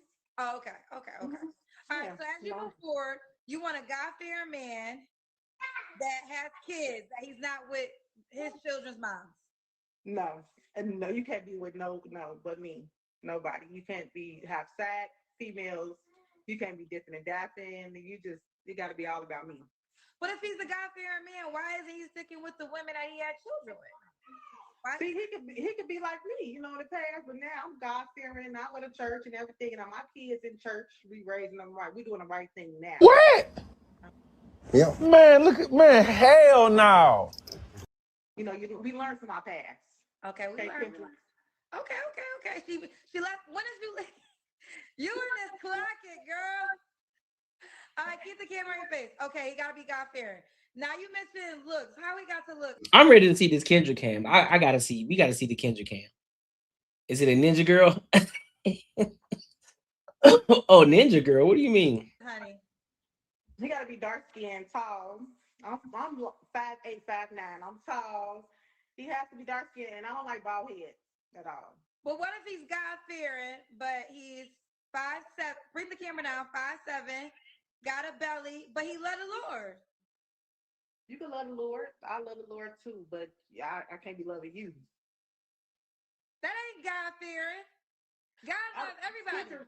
No, God don't. Don't be saying that. God don't love everybody. Stop that. Stop capping. No, he don't. No, he don't.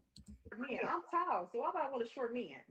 But that's be the problem though, because y'all say the man gotta be God-fearing, but then he gotta meet your aesthetic requirements first. And the man you just described is a very in high demand man. Like Travis, God-fearing, that could be it too. tall, attractive, dark-skinned man. He's in high demand, so he's gonna have a lot of women. Okay, well, hey, when it comes to me, you gotta leave all the women in the past. He's not gonna do that. Okay, well, hey, I don't want you then. So would you take? Let me ask you this: this guy we just described, who, and if he go to church, it's literally 100 women to each man in church. So that man in church got 100. He got 100 options, like probably more than 100. So would you choose him or would you choose the deacon who You know, he's decent looking, got a belly, gonna be faithful, and he will be with just you. Which guy would you choose? You can't, don't have a bald head. I don't like bald head. Okay, I'll give him hair. Give him here. Give him here. Okay, now yeah. which guy you choosing? He ain't tall. He's okay looking, but he got fear. I don't like short men. Okay, so before we get to God fearing, he got to meet the aesthetic requirements. Do he got to make a certain amount of money? Yeah, you can't be broke. You got to make at least. You can't be broke. No broke men. How much men money he got to make? He got to make at least 70 or more. 70 or more. 70K Okay. or more. Mhm. Okay. Now y'all waiting to mirrors for sex, or y'all not that God fearing? Kendra. I'm asking. You the one brought We're Laura not that here. God fearing, Kendra. You're not that God fearing. We're not that God fearing. Okay. So we will have cookie before the wedding night. We'll be able to take. I would like to wait, but I'm gonna be disappointed. Okay, because I have high expectations when it comes to the bedroom. Okay, you can't have shrimps. Okay, do not no. So he got to be God fearing. He got to be tall. He got to keep the camera in your face. Okay, tall, yeah, he got to put it down in the bedroom, and he got to be faithful to you and only you.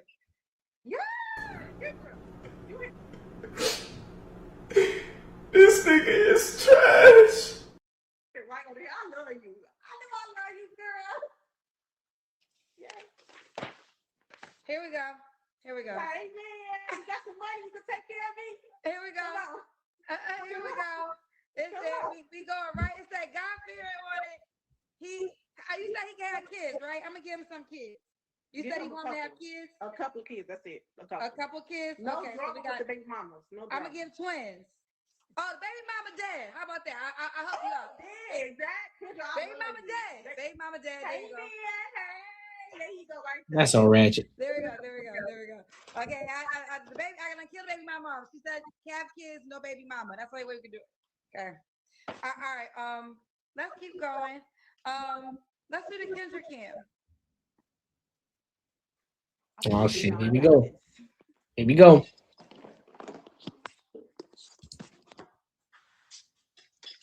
Man, get the fuck out of here. Man, get the fuck out of here, bruh. Oh. Wee! Girl, you're not in the house. You I'm on gonna be the mother. When you call me, y'all with the world, girl.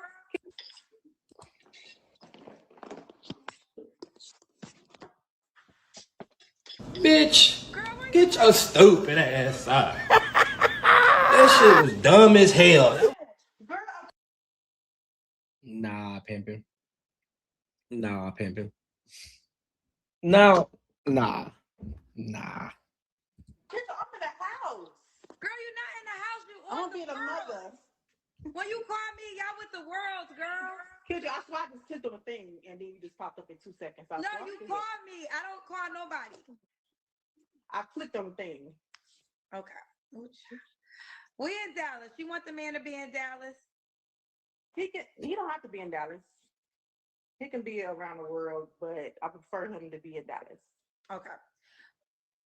When was your This last is so stupid. relationship? My child's father of about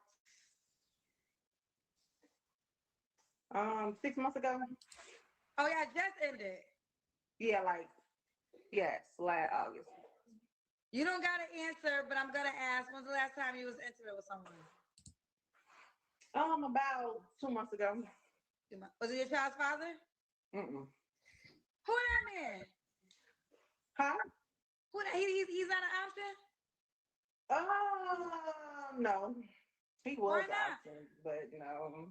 It was somebody that I do from the past. Okay. That's And good, man. 3 flaws you have to work on, Tyler. I'm stubborn. Very. That's right, you're a Taurus. Yeah, I'm very stubborn. I'm working on my patience a little bit, and another flaw. No, not that. No. Billy. Patience and working. I don't know, working to be better. Okay. Kids is That nigga crazy. And why do you guys love to be with you, sweetheart? Because I'm loving, I'm caring, I don't cheat. I'm all about my man. I take care of home. And yeah. You lying to me? Listen, You lying? Tyler, 31. She's a Taurus. Her birthday's next week. Mine are 3, by 3 men, never married. Do you want to get married one day? You do, right? You said? I do. I want to get married. She works from home. Not like that, you ain't. Now. All right. Are you inside the Kendra G Singles dating app? I haven't been in a while up in there. It's been a minute. Do you know your username? I don't. You don't know your username? I don't. I'm going it real quick. I don't know my username. Okay, find out your username. Man, listen, bro. Listen, fam. The delusion is crazy, dog. The delusion is crazy. If y'all really want to see what these people really be like, what men be talking about, since a lot of people hate the manosphere so much. Now I get it. There are some extreme motherfuckers in the manosphere, and I'm like, hey, dog, what the fuck is y'all talking about? Y'all niggas doing a little too much. You know what I'm saying? So I like to sit in the middle. You know what I'm saying? I can be very objective with a lot of things because I can give it to men, I can give it to women. You know what I'm saying? I can hold everybody fucking accountable. I even tell people when I'm wrong, you know, hold me accountable. And I would say, listen, I apologize. I was wrong in that aspect. You know what I'm saying? In this aspect right here, these are the type of women that the men talk about.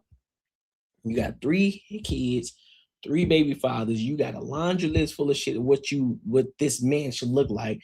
This man that supposedly is supposed to be all about you. He's attractive, he's tall, and he's making decent money, right? No kids, typically, right? No kids, right? And you mean to tell me you and listen, bro, listen, this channel here, we're about being honest too, right? We're about being honest. She's not the best looking. Body ain't tight in like she in the gym or no shit like that. She got 3 kids, 3 different fathers. And you mean to tell me that this so-called attractive man who's making $70,000 or more, who's attractive, who has hair, right?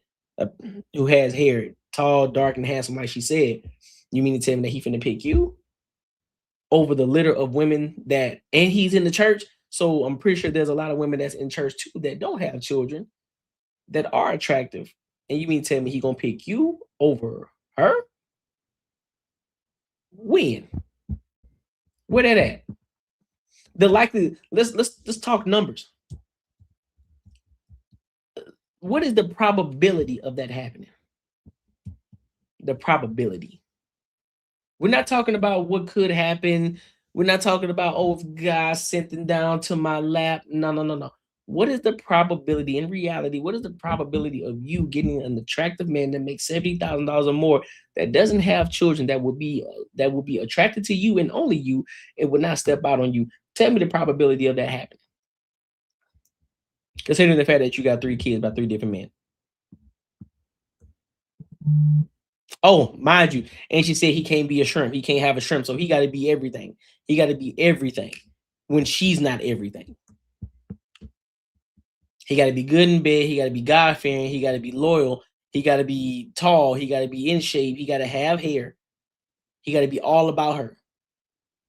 And if he got kids, can't have no baby. Basically, can't have no baby mama. She'd rather her be unalive.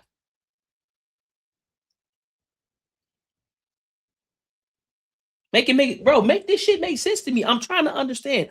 How does it make sense? What kind of deal is he getting?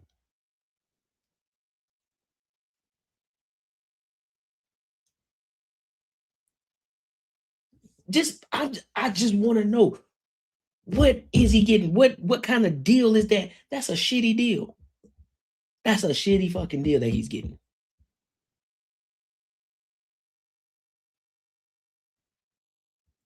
That's crazy, bro.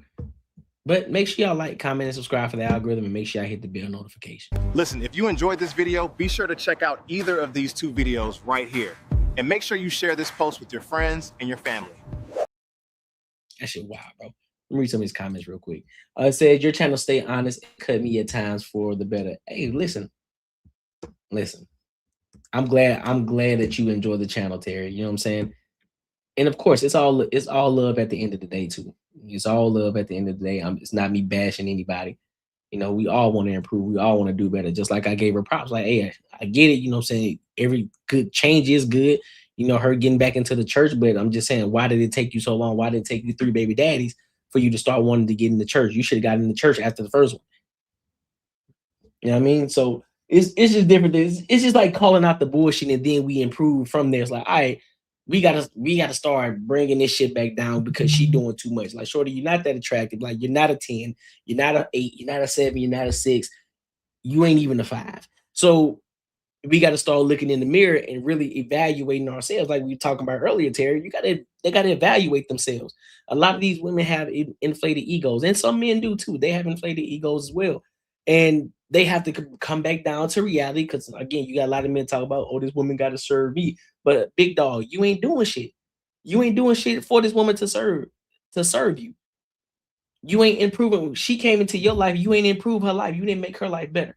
Nor are you working towards making her life better. So why the fuck would she want to follow you?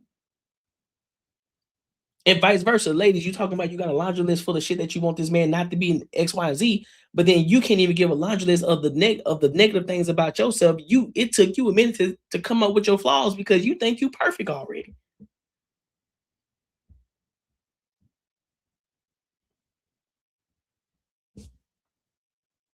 I'm trying to this shit gotta make sense, dog.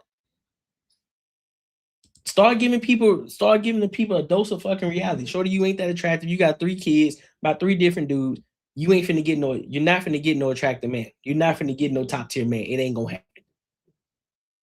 It ain't gonna happen. So you need to lower them standards just a little bit lower. Nah, matter of fact, a lot lower. Now, it's true that you can get a taller man. You can get you a big dude. You can get you a taller dude that's about 6 feet, 6'1". He may not be the most attractive motherfucker in the building, but hey, he a bigger dude. You could probably find him with some hair.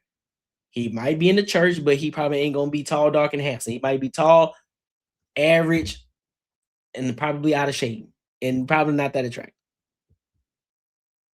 And he might, and even then, he still might, you know what I'm saying, be good with you or not. We don't know.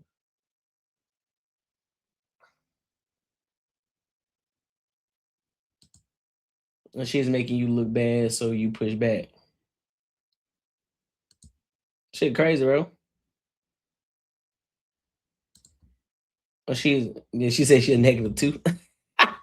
But no, man, that's the reality of the situation, man. A lot of these people out here, man, they just be on some delusional shit. They be doing too much. They get on camera, they just start saying some unrealistic shit. Like, man, that don't even make sense. You just talking. So yeah. But hey, man, today was dope. I appreciate y'all for kicking it with your boy. Make sure you support the channel.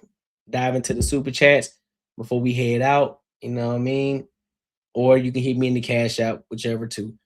Either or. If you truly support the channel, if you truly rocking with your boy, right? But also make sure you like. That is free.